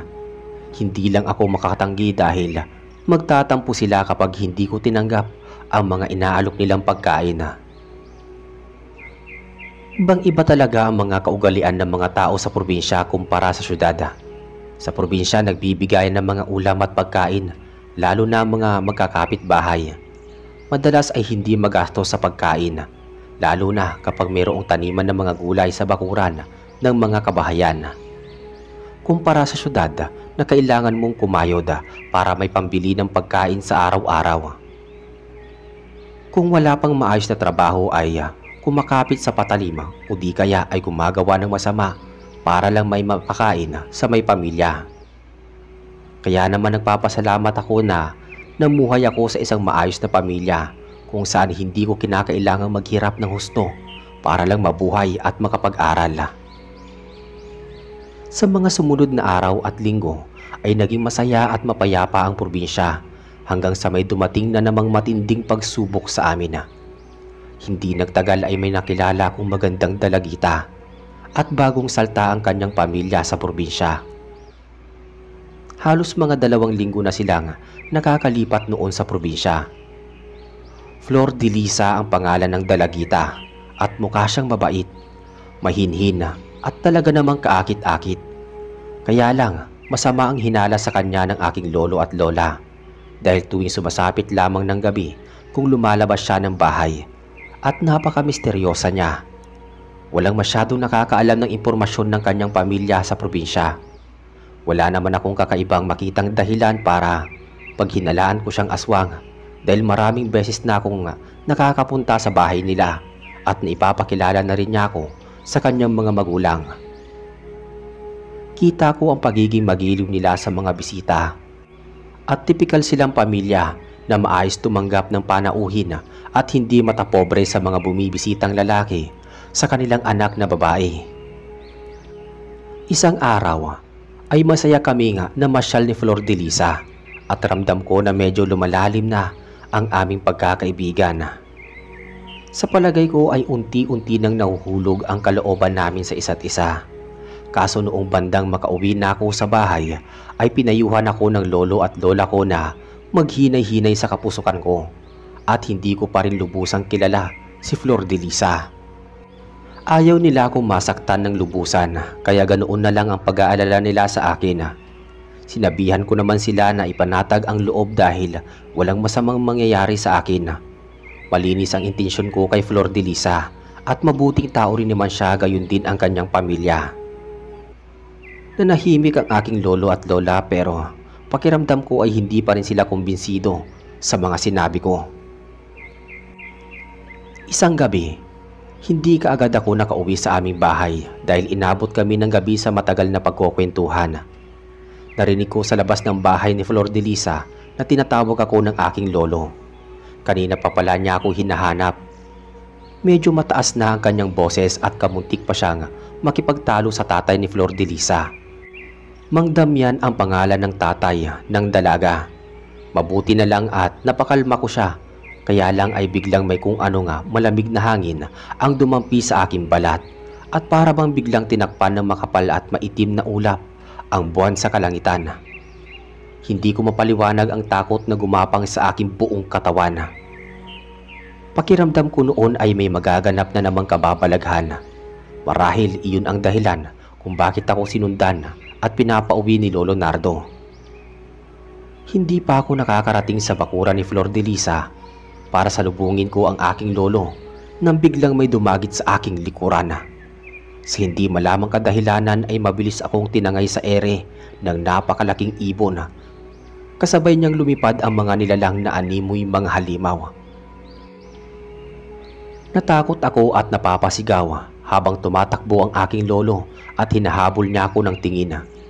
Mangyak-ngiyak na akong nagmamakaawa sa mga nilalang na may nanlilisik na mga mata. Subalit hindi sila nakikinig sa akin, bagkus ay dinala nila ako sa isang kakahuyan kung saan may malaking dambana at doon matatagpuan ang pinakapinuno ng kanilang mga kasamahan. Ibinagsak ako ng halimaw na akala ko ay isang malaking ibon. Pinagmasdan nila akong mabuti at binanggit sa akin na kaya nila ako ipinain kay Flordelisa ay upang bitagin at ibigay sa akin ang kapangyarihan ng pagiging aswang. Sinigawan ko silang lahat at tinawag ko silang baliw, pero pinatahimik ako ng kanilang supremo at isiniwalat niya sa akin na nagmula ang angkan, ang aming angkan sa mga aswang. Kaya lang ay tinalikuran ng aking lolo ang pagiging aswang at nagawa pa niyang puksain ang kanyang mga kalahi. Bagay na hindi ko lubusang matanggap hanggang sa makarinig kami ng mga putok ng baril sa di kalayuan. Nagulat ang mga aswang. Nagkagulo sila at manakan-nakang lumipad sa ere. Sa pagkakataon ng pagkakagulo ay nagkubli ako sa isang malaking tipak ng bato at napansin ko sa isang banda ay may umaataking tao. Napakarami nila at nakikita ko ang aking lolo at lola dala ang rifle. Mga nakabigkis na mga kalamansi sa kanilang tagiliran. Nakipagsagupaan ang mga tao sa baryo sa mga aswang at kamuntik na akong masubuan ng kanilang supremo ng perlas na itim. Mabuti na lang at naitapon ng aking lolo ang perlas. Nakipaglaban siya sa aswang. Napuruhan siya sa tigkabilaang tadyang subalit hindi nagpatalo ang aking lolo. Binigti niya ang supremo sa pamamagitan ng alampay at buntot pagi. Bagay na aking ikinahanga habang napapanood ko ang kanilang pagtutunggali. Sinilaban naman ng ilang residente ang pugad ng mga aswang at pinaulanan ng mga bala ng barila ang mga aswang na lumilipad. Sumikat ang araw at nasunog ang lahat ng mga aswang sa paligid. Halos manghina kaming lahat sa magdamagang pakikipaglaban. Nakita ko rin kung papaano sunugin ng mga tao ang buong mag-anak ni Flordelisa pagkatapos nilang pagtulungang itali sa isang malaking katawan ng punong kahoy. Niyakap ko ng mahigpit ang aking lolo at lola. Napaluha ako at biglang nakonsensya sa mga nagawa kong kasalanan sa kanila. Masyado akong nagpadala sa aking damdamin at nagawa ko pa silang suwayin. Humingi ako sa kanila ng paumanhin sa katigasan ng aking ulo, pero lubos nilang ikinabahala ang hindi pagsasabi sa akin ng buong katotohanan. Isiniwalat ng aking lolo na totoong nagmula ang pamilya namin sa aswang at ang malalakas na kapangyarihan ang nakakapagdulot ng pagkasira ng ulo ng kanyang ama, samantalang pinatay naman ng mga tao ang kanyang ina pagkatapos na maipanganak siya. Ipinaampun ng kanyang tiyahin sa isang katiwala ng pari sa simbahan ang aking lolo. Simula noon ay hindi na siya malapitan ng masasamang elemento hanggang sa namatay ang umampun sa kanya at kung saan-saan na siya napadpad at hindi nagtagal ay natagpuan niya ang ilang mga kamag-anak. Kaya lang ay nadiskubre niya na mga aswang ang mga ito kaya napilitan na naman siyang maglayas hanggang sa makilala niya ang aking lola na naniniraan sa malayong probinsya. Unang beses niyang nakaengkwentro ng aswang sa baryo at simula noon ay sinubukan na niyang makipaglaban gamit ang mga kaalaman niya sa paggamit ng mga pangontra sa aswang. Ayaw niyang maging katulad ng kanyang pamilya kaya nagawa niyang lumayo. Sa mga oras na iyon ay naging emosyonal ang aking lolo, pero inintindi ko siya at tinanggap ko pa rin ang kanyang mga sinabi. Kahit sa kabila noon ay nararamdaman ko ang matindi niyang dalamhati at kahihiyan sa pamilya. Dumating ang araw na natapos na ang bakasyon at kailangan ko nang makabalik sa syudad. Nagpasalamat ako sa kabutihan at pag-aalagang ipinaramdam sa akin ng aking lolo at lola. Binaon ko ang kagandahang asal na tinuro nila sa akin, tulad na lang ng pagmamano sa mga matatanda tuwing sumasapit ang 6:00 ng gabi, pagtulong sa mga gawaing bahay at pagpapaalam sa tuwing may mahalaga akong pupuntahan, lalo na ang paggamit ng po at opo. Bukod sa kagandahang asal, binigyan din nila ako ng agimat, pangontra sa aswang at maging proteksyon upang hindi ako dapuan ng anumang malubhang sakit. Sa totoo lang ay namiss ko sila noong nakabalik na ako ng syudad at natagalan na ako bago nakabisita sa kanila. Sa kasalukuyan ay nasa kolehiyo na ako. Tuwing bakasyon ay bumibisita ako sa kanila at nalaman ko na si Rosa at Carissa na pala ang nag-aalaga sa kanila. Malakas pa rin ang aking lolo at lola kahit napakatanda na rin ng kanilang mga edad. Nakakapaglakad pa rin sila at nakakagawa ng mga gawaing bahay. At nagpapasalamat ako na hindi sila nagkakasakit. Marahil ay tinuruan nila ang aking dalawang pinsan ng mga paraan sa pagpatay sa aswang dahil talagang nagtataka ako na wala man lang makalapit sa kanilang mga estranghero sa baryo kahit alam nilang mga babae sila na nangangalaga sa dalawang matanda. Maggiliw naman akong pinatuloy ng aking dalawang pinsan sa kanilang tahanan at kinikwentuhan ng mga nangyayari sa kanila sa probinsya. Ipinamana na daw sa kanila ang paghuhula at panggagamot sa mga may sakit, kaya naman hindi naputol ang ligasiya ng aking lolo at lola. Sina Tia Asuncion at Tio Lito ang nagpaaral sa kanila sa sekundarya kahit hindi nila parating nakakasama sa bahay.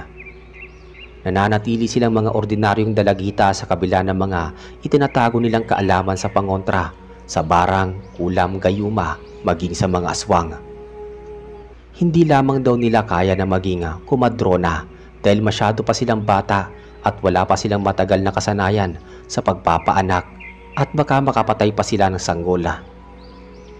Natuwa naman ako dahil noong bumisita ako sa baryo ay nawala na rin ang matatalim na tingin sa akin ng ilang residente. Pero nakakaramdam pa rin ako ng mga matang nakamasid sa akin na nagtatago sa paligid. Marahil ay may lihim sa aking galit dahil apo ako ng mga lumalaban at pumapatay sa aswang. Kaya kung maghihiganti sila sa pagkamatay ng kanilang mga kamag-anak at kaibigang aswang ay nakahanda naman ako sa anumang laban. Hindi naman ako lampa at may kaalaman na rin ako sa pakikipagsagupuan sa mga aswang. Maraming salamat po sa pakikinig ng aking kwento. Nawa ay kinapulutan ninyo ng aral at nakapaghatid ng matinding kilabot ang aking naging karanasan sa mga aswang sa probinsya. Muli, maraming salamat at mag-iingat po kayong palagi. May mga taong pinagpala dahil sa kanilang kabutihang taglay at pagmamalasakit sa kanilang mahal sa buhay, gayon din sa kapwa. Magandang araw po sa inyo at sa mga nakikinig. Ako po si Leopoldo at ang kwento ko pong ibabahagi sa inyo ay karanasan ng aking matalik na kaibigan na si Enteng noong mayroon siyang makasagupang matandang aswang gamit ang kanyang kakaibang mutya. Taong 1998, nanirahan sa baryo Libranda si Enteng. Lumaki siya sa puder ng kanyang magulang. Nag-iisa siyang anak kung kaya't ganoon na lang ang pagtulong niya at pagsunod sa kanyang mga magulang. Isang magaling na albularyo ang kanyang ama na si Mang Alejandro. Nakatapos siya ng high school pero dahil sa hirap ng buhay ay hindi na siya nakapag-aral sa kolehiyo sa ibang bayan. Tahimik noon sa baryo, subalit hindi rin nagtagal ay nabalot ng kababalaghan ang kanyang nasasakupan dahil sa mga napapabalitang aswang at maging mga laman lupa na gumagambala sa mga tao. Nasa 17 taong gulang pa noon si Enteng nang mautusan siyang bumili ng gas at maging lana sa tindahan. Malapit na noong sumapit ang gabi at walang magagamit sa pagluluto ng hapunan ang kanyang ina, kung kaya't nagmadali na siyang umalis ng dalaang isang maliit na gasera. Gayon din ang matalas na sundang na pinabaon ng kanyang ama. May kalayuan ang tindahan at kinakailangan pa niyang lumagpas sa talahiban maging sa may kalsada sa tabi ng bukid. Ngunit hindi niya ininda iyon. Ang mahalaga ay makabili siya ng gas at lana. Matapang niyang binaybay ang daan at noong makarating siya sa naturang tindahan ay agad siyang bumili ng mga kailangan niya. at pagkatapos ay hindi na siya nagtagal at lumakad na rin pabalik ng daan.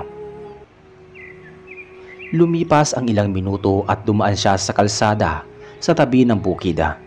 Payapa ang buong paligid subalit napukaw ang atensyon niya nang makapansin ng 5 tagulilong na mga ibong nagkukumpulan at pinag-aagawan ang isang kakaibang bato. Napakunot ang noo niya at naisipan niyang lumapit upang mas maliwanagan niyang makita kung anong klaseng bato ang pinag-aagawan ng mga ibon.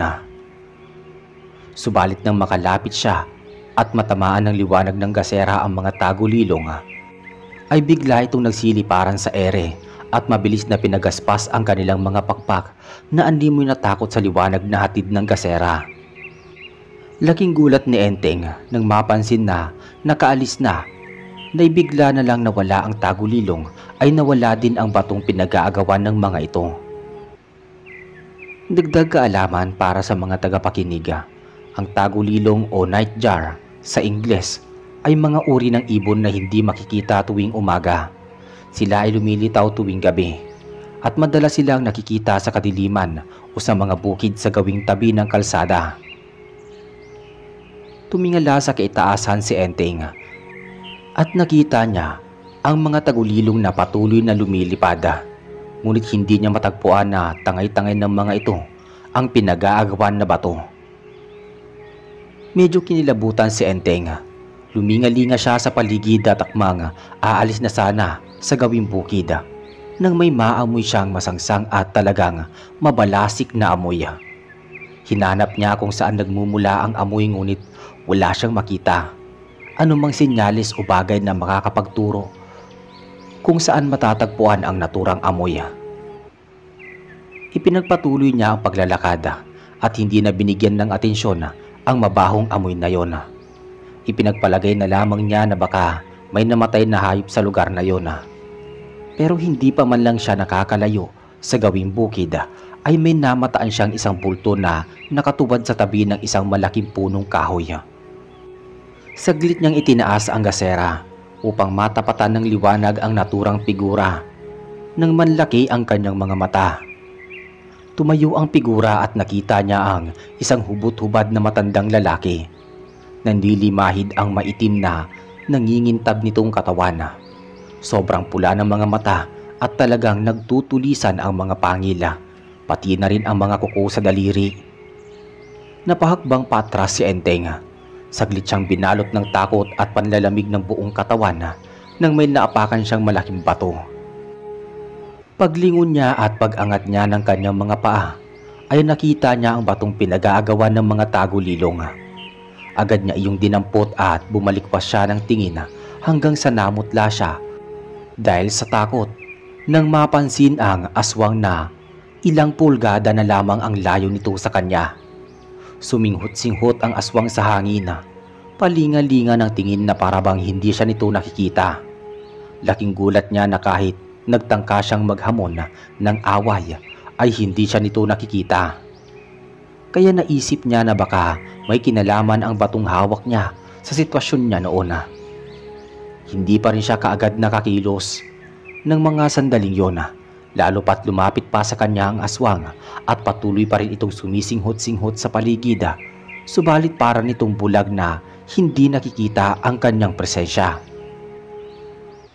Nakahinga siya ng maluwag dahil halos magdikit na ang balat nila ng aswang.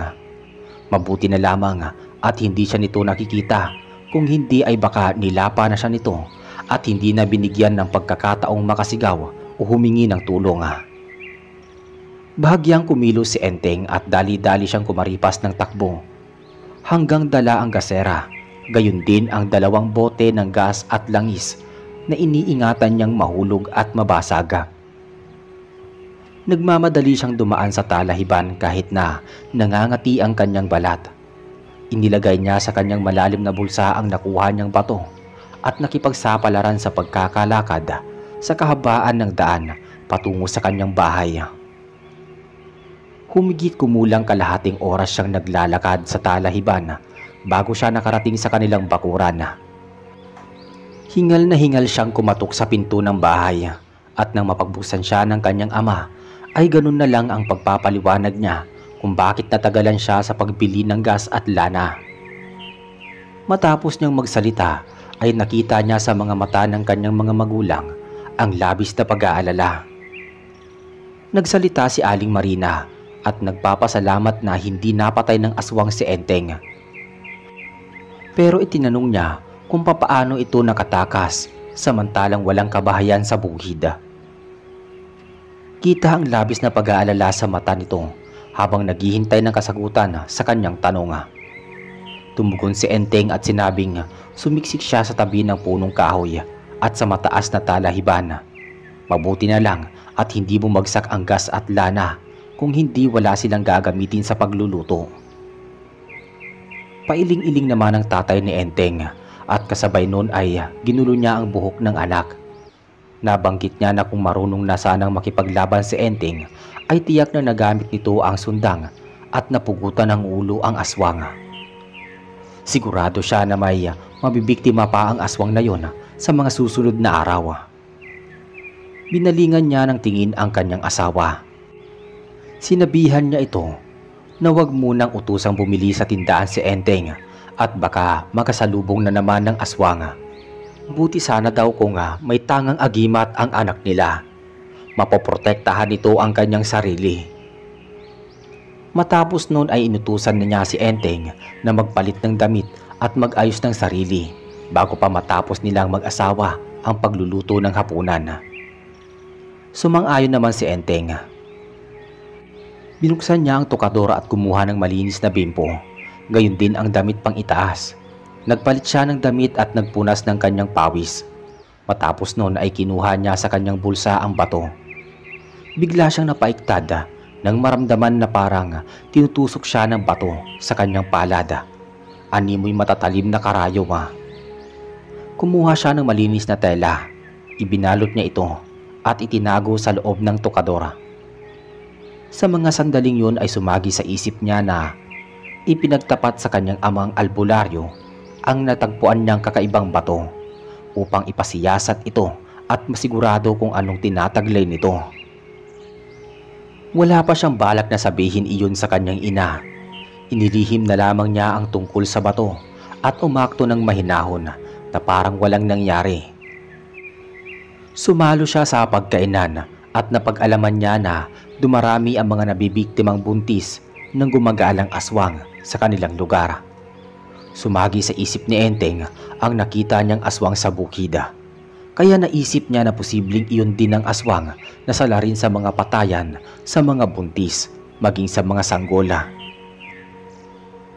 Dumako ang hating gabi. Dinalaw ng masasamang panaginip si Enteng. Ang mga naging panaginip niya ay ukol sa kanyang mga kanayon at mga aswang at laman lupa na pumatay sa kanilang mga kamag-anak. Kinilabutan si Enteng na naging daan upang magising siya at kabahan ng husto dahil kitang-kita niya sa kanyang panaginip ang mga itsura ng mga aswang. Hindi niya mawari kung bakit siya nakaranas ng ganoong panaginip. Pero nagpapasalamat pa rin siya dahil buhay pa siya ng mga oras na yon. Sa mga natitirang oras ay hindi niya na nagawang ipikit ang kanyang mga mata. Pakiramdam niya ay sa tuwing ipipikit ang mga mata ay masisilayan niyang muli ang kalunos-lunos na pagpatay ng mga aswang sa kanyang mga kanayon. Kaya hinintay na lamang niyang mag-umaga dahil doon lamang niya mararamdaman ang kapanatagan ng loob. Sumikat na ang araw sa kaitaasan. Pupungas-pungas si Enteng na bumangon. Kinuha niya sa tokador ang telang puti na may nakabalot na bato. Pagkatapos ay inilagay sa kanyang bulsa. At kasabay nito ang paglabas niya sa kanyang silid. Nagpakulo ng tubig upang makapagkape. Pahikab-hikab siya at medyo mabigat pa rin ang talukap ng kanyang mga mata sa matinding puyat. Gumising na din ang kanyang mga magulang at sabay-sabay na silang nagkape. Hindi pa rin sinabi ni Enteng sa mga ito ang kanyang mga napanaginipan. Bagkus ay humanap siya ng tiyempo upang makausap ang kanyang ama.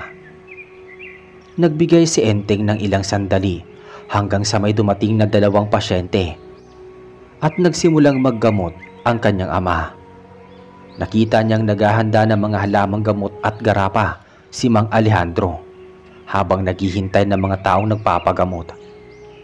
Maya-maya ay nagpasalamat at umalis na ang mga pasyente. Nakita siya ng kanyang ama at kaagad siya nitong pinaupo sa sala. Hindi naman nagpatumpik-tumpik si Enteng at kaagad niyang inilabas mula sa kanyang bulsa ang telang puti kung saan nakabalot ang bato. Namilog ang mga mata ni Mang Alejandro habang pinagmamasdan ang bato. Itinanong niya kung saan ito nakuha. Tumugon si Enteng at sinabing nakuha niya ang bato sa gawing bukid kung saan may mga natagpuan siyang umpukan ng mga ibong tagulilong na nag-aagawan sa bato. Pinagmasdang mabuti ni Mang Alejandro ang bato bago tuluyang tumingin kay Enteng. Batay sa paliwanag ni Mang Alejandro, ang batong ito ay tinatawag na mutya ng tagulilong. Isa ito sa malakas na mutya. Mas malakas pa ito sa trabongko. May kakayahan ang magtatangan nito ng tagabulag at pambihirang lakas at kapangyarihan kung gagamitin sa kabutihan. Mapalad si Enteng at siya ang hinirang na magtaglay noon. Saglit na tumigil sa pagsasalita si Mang Alejandro. Tumayo siya at nagtungo sa may bintana.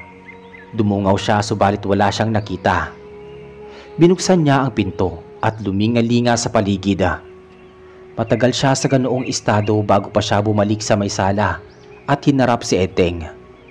Nagtaka naman si Enteng at naisip niya na baka may inaasahang bisita si Mang Alejandro o maaaring nag-iingat lang siya na may ibang taong makarinig sa kanilang pag-uusapan. Kaya tinanong niya ito kung sinong hinahanap nito. Sumulyap siya sa kanyang anak at sinabing may sumusunod ditong diwata. Napatayo sa upuan si Enteng at halos hindi makapaniwala sa tinuran ng albularyo. Base sa mga ikinikilos ni Enteng, ay napagtanto ni Mang Alejandro na wala itong alam sa kanyang mga sinabi. Nagpatuloy ang amang albularyo sa pagsasalita. Nabanggit niyang nakita ang diwata kanina sa may sagingan at sa palagay niya ay sinusundan nito si Enteng sa labas ng bahay. Sigurado siya na may kinalaman ito sa mutya ng tagulilong at ang gumugulo sa pag-iisip niya ay maaaring isang gabay ang diwata ng mutya. Kaya sinusundan nito si Enteng. Meron itong nais ipahiwatig sa kanya. Kaya kinakailangan siyang harapin ni Enteng sa lugar kung saan niya natagpuan ang mutya. Tinanong ni Enteng kung anong dapat na dalhin o ialay. Tumugon ng ama at sinabing posibleng magbibigay sila ng alay o orasyon pero mas makakabuti kung makakausap nila ang diwata upang malaman ang kanyang pakaya. Magtutungo sila sa bukid sa isang araw kung saan maliwanag ang kabilugan ng buwan kung saan kinakailangang dalhin ni Enteng ang mutya ng tagulilong. Sumang-ayon si Enteng at pagkatapos noon ay pumasok na muna siya sa kwarto. Kinakabahan man ay nagpatuloy lamang sa ordinaryong pang-araw-araw na gawain ang binata hanggang sa sumapit ang takdang araw na magtungo silang dalawa sa bukid.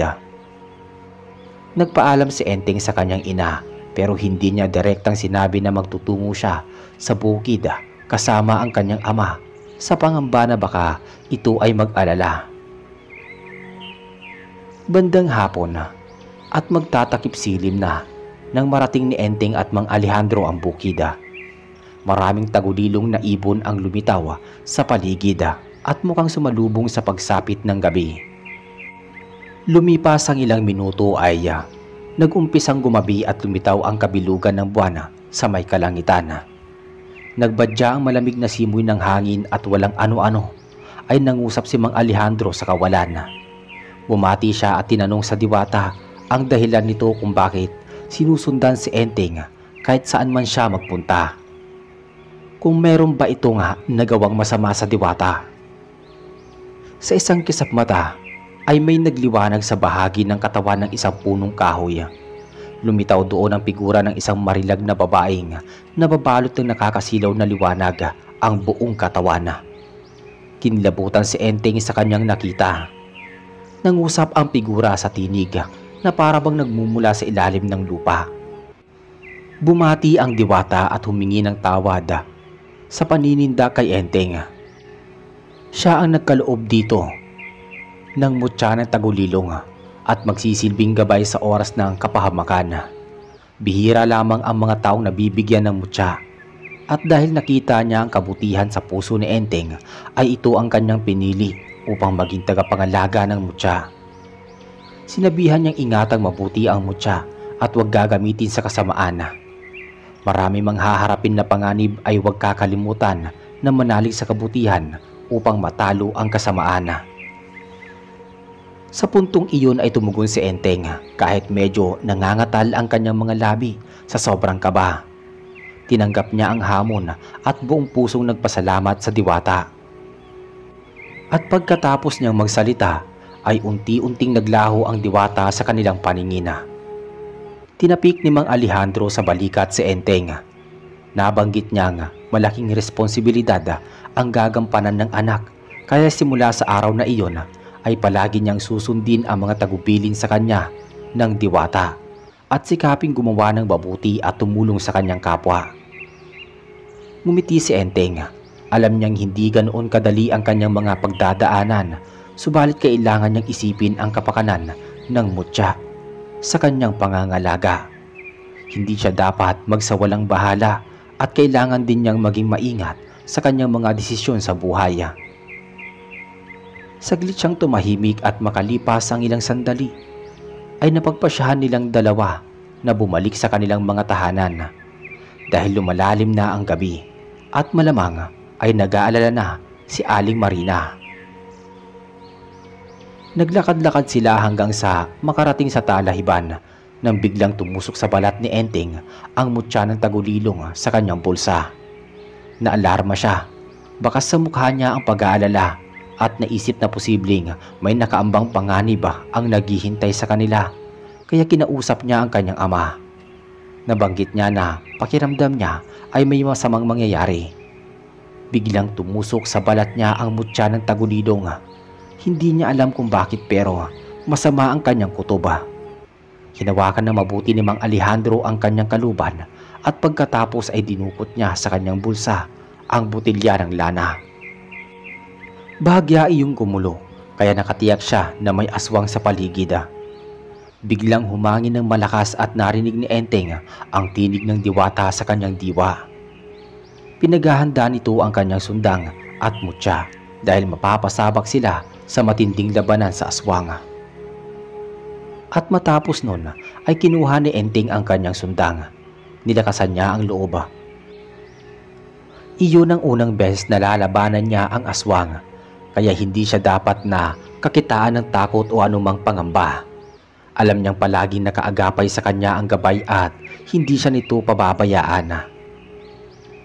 Nag-abang silang dalawang mag-ama hanggang sa may namataan silang mapupulang mga mata na nagtatago sa malalagong talahiban. Iyon na mismo ang indikasyon na may aswang na nakaabang sa kanila. Narinig nila ang pag-angil nito at lalo pang nanlisik ang mga mata nito habang lumalabas sa pinagkukublian. Nagimbal si Enteng nang mapagmasdan ang kabuuan ng naturang aswang. Iyon mismong matandang lalaki na kaengkwentro niya sa bukida.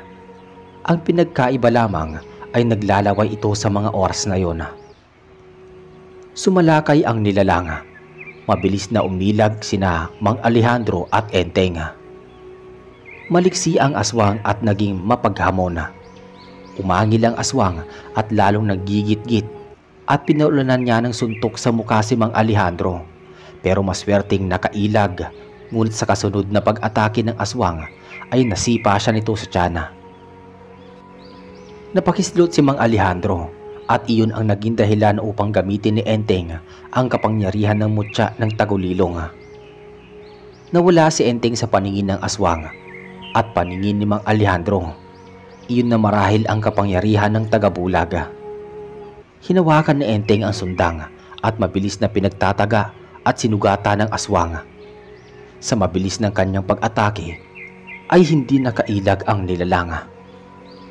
Nahiwa siya ng makailang beses sa kanyang braso at tagiliran. Umangil ang aswang. Ibinasiwas niya ang kanyang mga kuko kahit hindi niya nakikita ang presensya ni Enteng. Nagbaka sakali siya na mahahagip ng kanyang mga kuko ang kalabang hindi niya nakikita o naaamoy. Biniwaltahan ni Mang Alejandro ang aswang at sinabuyan ng lana. Umusok ang dibdib ng nilalang kung kaya't umigting ang galit nito. Akmang sasakmalin niya sa leeg si Mang Alejandro nang biglang may pumunit sa kanyang tigkabila ang braso. Sumigaw ang aswang pero hindi niya magawang makatakas sa makapal at mahigpit na puwersa. Makalipas ang ilang sandali ay unti-unting lumuluwag ang pagkakahawak sa aswang pero hindi na nito nagawang makaatake dahil nangihina na rin ang kanyang kapangyarihan. Walang ano-ano ay may matalas na sundang na tumagpas sa ulo ng aswang. Napakabilis ng pangyayari at hindi nito nagawang makaiwas sa pag-atake.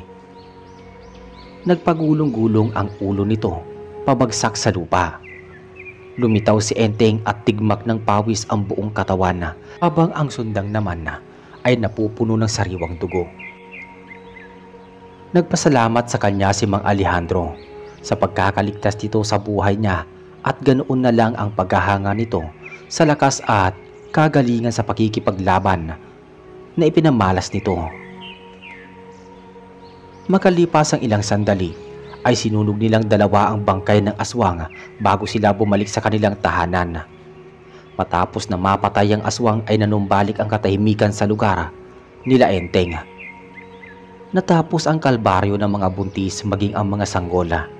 Wala nang pangangambahan ang bawat miyembro ng pamilya sa anumang aswang dahil nakatitiyak nilang hindi na muli makakabalik ang aswang sa tsorya nila at napatay na o tumakas na ito at ng ibang bayan na. Ang pakikipagsagupaan ni Enteng sa matandang aswang ay naging unang misyon niya at naging daan din upang makilala siya ng mga residente. Alam na nila kung gaano katapang na makipaglaban sa mga aswang ang binata. Simula din na magapi ang aswang ay nagbukas na din ang ikatlong mata ni Enteng. Nagiging daan upang makakita siya ng mga laman lupa, maging ang mga maligno na nagbabalat kayong mga tao. Mabilis din niyang maramdaman sa paligid kung may elemento o wala. Hindi naman siya sinaktan ng mga elemento, bagkus ay naging kaibigan pa niya ang mga to. Nabiyayaan din siya ng swerte tulad ng maraming naaaning palay sa bukid. Masaganang pagkain, hindi rin siya dinadapuan ng sakit. At nakaipon din siya ng pera sa kanyang paghahanap buhay. Lumipas ang ilang buwan at may panibago na namang kalbaryo sa kanilang lugar. Ramdam ng bawat isa ang takot, suspecha at matinding agam-agam. Ayon sa mga kapitbahay ay may mga bandido at armadong kalalakihan ang gumagahasa at pumapatay sa mga kadalagahan sa kanilang lugar. At tuwing sumasapit ang gabi ay saka naman lumalabas ang mga ito upang makapangbiktima.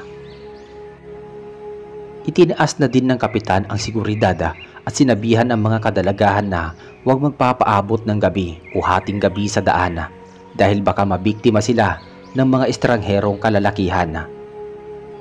Nangamba naman ang mag-amang Alejandro at Enteng sa kanilang mga nasagap na balita. Gusto nilang tumulong sa pagroronda ng mga barangay tanod, subalit pinayuhan sila ng ina nila na huwag na makialam dahil mapangalib ang mga naturang kalalakihan. Naisip ni Enteng na hindi iyon katulad ng mga aswang. Kung makikipaglaban sila ng kanyang ama ay siguradong mahihirapan sila dahil tao din ang kanilang makakasagupa at hindi kaya ng konsensya ni Enteng na bumatay ng kapwa-tao kung sakaling magkagipitan. Isang gabi, maagang natulog si Enteng, subalit dinalaw na naman siya ng panaginip o mas mabuti pa niyang isipin na pangitain. Dahil nakita niya ang imahe ng kanyang pinsan na si Olga habang papauwi ito sa kanilang bahay galing sa trabaho. Nag-iisang naglalakad ang dalaga habang binabagtas ang kakahuyan. Mukhang takot. Natakot siyang palingalinga sa paligid habang naririnig ang mga pagaspas ng mga ibon sa mga punong kahoy. Idinilat ni Enteng ang kanyang mga mata at napagtanto niya na posibleng hindi iyon isang panaginip kundi katotohanan. Nasa peligro ang buhay ng kanyang pinsan. Kung hindi siya kikilos, ay posibleng mapahamak ang buhay nito. Nagmamadali niyang kinuha ang mutya ng tagulilong at pagkatapos ay lumabas siya sa kanyang silida. Siya ay dumiretso sa kusina at kinuha ang sundang. Pagkalabas ng kusina, ay inabutan niya ang kanyang ama na nasa sala. Tinanong siya nito kung saan siya pupunta. Tumugon si Enteng at sinabing na panaginipan niya si Olga. Mukhang kakauwi lamang nito galing sa trabaho. Dumaan siya sa kakahuyan at parang may masamang mangyayari, kaya kailangan niya itong iligtas. Pinigilan siya ng kanyang ama at kita sa mga mata nito ang matinding pag-aalala. Sabihin niyang hinahamon ito. Malamang panaginip lamang iyon at hindi iyon totoo. Baka kung anumang mangyari sa kanya sa labas ng bahay, hindi niya alam kung anong klaseng nilalang ang estrangherong lalaki. Subalit pinaniliwanagan siyang mabuti ni Enteng upang pakalmahin at iwasan ang pag-iisip ng negatibo. Nangusap si Enteng, sinabi niya na huwag mag-alala ang ama at hindi ito nag-iisa. Magkakatuwang sila sa lahat ng bagay. Pinakausapan na muna niyang matulog na ito at bantayan ng kanyang ina at wala namang dapat pangambahan at walang masamang mangyayari. Hindi kaagad pumayag ang ama ni Enteng pero kinalaunan ay hinayaan na lamang niya itong lumabas ng bahay. Sa mga sumunod na araw ay kinausap ni Enteng ang kanyang ama. Inilahad niya ang kanyang panaginip at nagmamadali silang dalawa na magtungo sa may kakahuyan upang mailigtas si Olga. Subalit noong makarating sila ay laking gulat nila nang marinig ang malalakas na sigaw ng babae. Kumari pa sila ng takbo at hinanap sa bawat sulok ng kakahuyan ang pinagmumula ng tinig. Walang ano-ano ay napansin ni Mang Alejandro ang tatlong kalalakihan na pinagpupunit ang kasuotan ng isang babae. Gulong-gulo ang buhok at may ilang sugat sa muka. Pagkakita ni Enteng sa pangyayari, ay sumulap ang galit sa kanyang dibdib. Dali-dali siyang sumunod subalit biglang nawala sa paningin niya ang isa sa mga lalaki. Kinalaban naman ni Mang Alejandro ang dalawang lalaki na may hawak na kutsilyo. Biglang may dumaluhong na malalakas na suntok sa tiyan ni Enteng. Pagkatapos ay may sumuntok pa sa kanyang panga at sumipa sa tuhod niya. Napakalakas ng pwersa at halos mapalugmok siya sa lupa. Hindi niya nakikita ang kanyang kalaban pero sa kasunod na buwelo ay hindi siya nakailag. Ibinalibag siya ng nilalang na hindi niya nakikita at halos maganda bali-bali ang buto niya noong bumagsak siya sa lupa. Hindi nagtagal ay may kumausap sa kanya sa pamamagitan ng diwa. Walang iba kundi ang diwata. Inutusan siya nitong talasan ang isip. Hindi madali ang magiging laban pero magtatagumpay siya kahit gumamit ng mutya ang kanyang katunggali. Bumangon si Enteng kahit napapangiwi siya sa sobrang sakit. Kamuntik pa siyang mawalan ng balanse. Lumingalinga siya sa paligid at nag-focus siyang mabuti hanggang sa mapansin niya ang manaka-nakang paggalaw ng mga dahon sa may mga sanga. Napagtanto niya nga, papalapit na sa kanya ang kalaban, kaya bago pa siya nito mapuruhan, ay mabilis na siyang umiwas. Napasandal siya sa katawan ng punong kahoy. Kinuha niya sa bulsa ang mutya ng tagulilong at walang ano-ano, ay nakarinig siya ng malalakas na halakhak sa hangin. May umalingaw-ngaw na boses ng isang lalaki. Pinuri siya nito at sinabi nga, malakas siya subalit wala iyong binatbat sa kanyang kapangyarihan. Binanatan pa siyang pulbusin. Binulyawan ni Enteng ang tinig at hindi siya basta-basta nagpasindak. Minura niya ang aswang at sinabing salot sa baryo. Sinabi niyang nalalaman niyang gumagamit ito ng tagabulag. Nangusap na muli ang tinig. Sinabi nito na taglay ang mutya ng palos. Sawang-sawa na itong magpakabuti dahil hindi naman ako nasusuklian ng swerte at kabutihan. Mabuti pang magpakasama at maghiganti sa mga taong umaabuso at nananakit sa kanya. Yun ang sabi niya. Sa tulong ng kombinasyon ng tagaliwas at tagabulag, hindi siya nito mapapatay. Tumugon naman si Enteng. Nabanggit niyang hindi kailanman nagwawagi ang kasamaan laban sa kabutihan at hindi susi ang pagganti upang ibalik ang hustisya. May oras para magbago. Nagsalita ang tinig ng lalaki. Hindi na daw siya babalik sa dati. Ito na ang buhay na nakasanayan niya.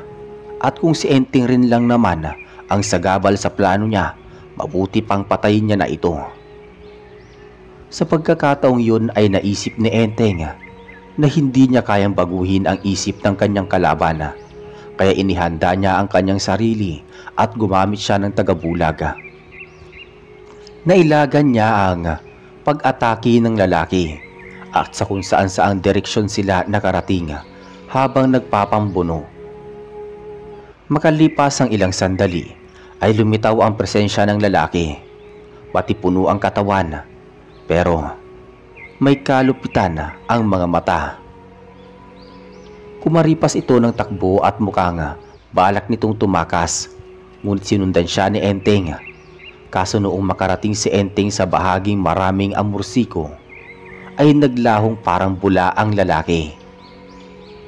Dumaan siya sa makakating amursiko, pero kahit saan ay hindi niya ito matagpuan. Biglang nangusap ang gabay sa kanyang diwa. Inutusan niya si Enteng na gamitin ang paningin at pang-amoy upang matagpuan ang kalaban.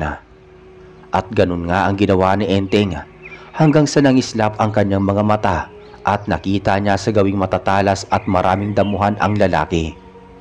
Buong lakas niya itong hinila at kahit pinagtutusok siya nito ay hindi niya ito hinayaang makatakas. Bumelo siya at tinaga niya ito sa balikat.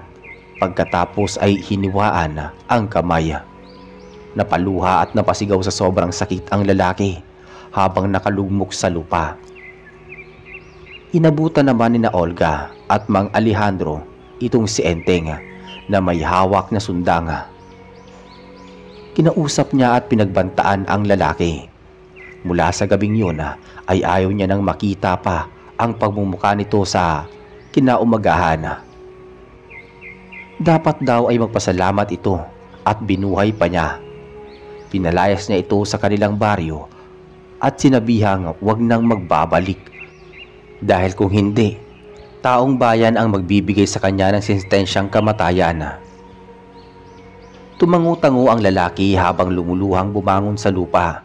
Hindi niya magawang tignan sa mata si Enteng at nagmamadali siyang kumaripas ng takbo. Hinayaan na ni Enteng na makatakas ang lalaki.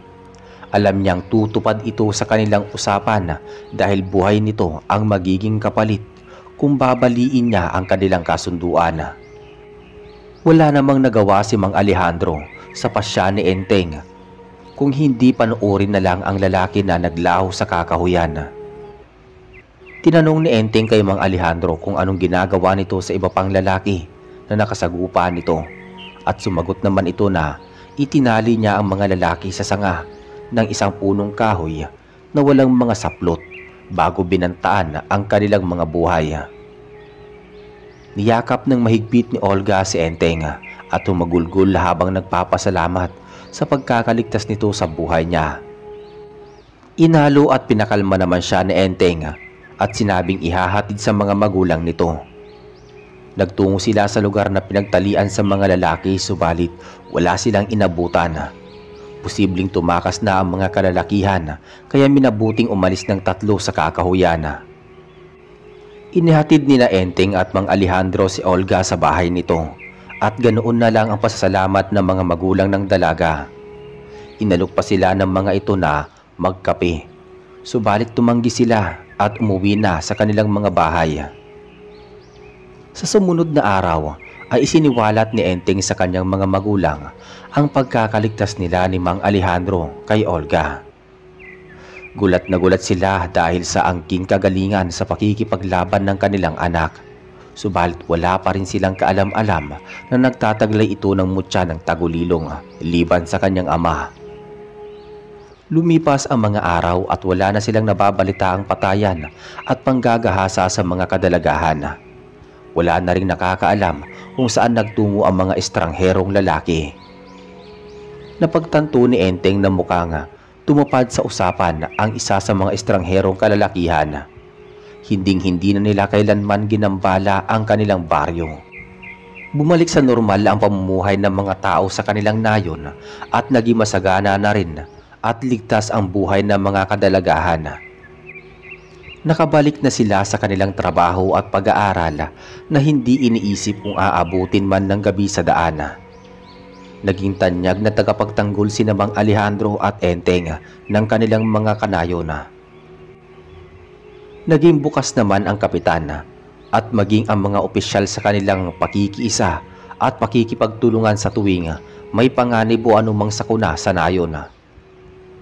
Maraming naging kaibigan si Enteng lalo na ng kanyang kaedad.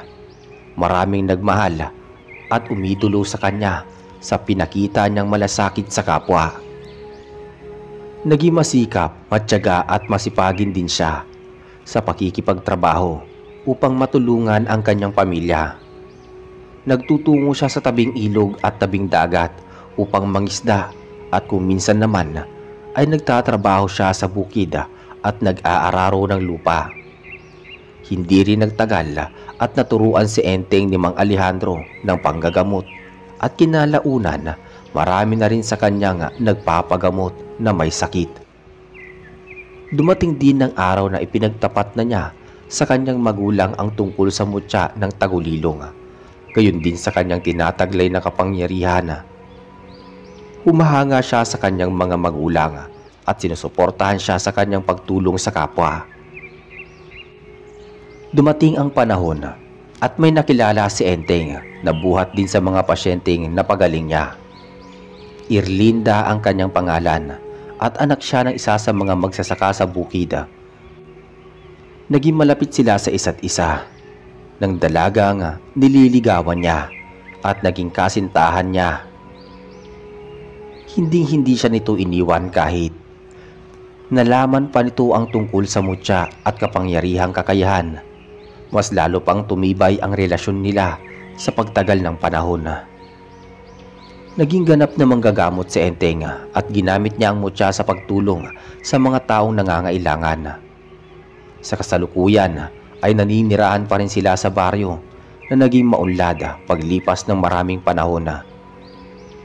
Dito po natatapos ang kwento ni Enteng at tangan niyang mutya ng tagulilong. Maraming salamat po sa inyong pakikinig.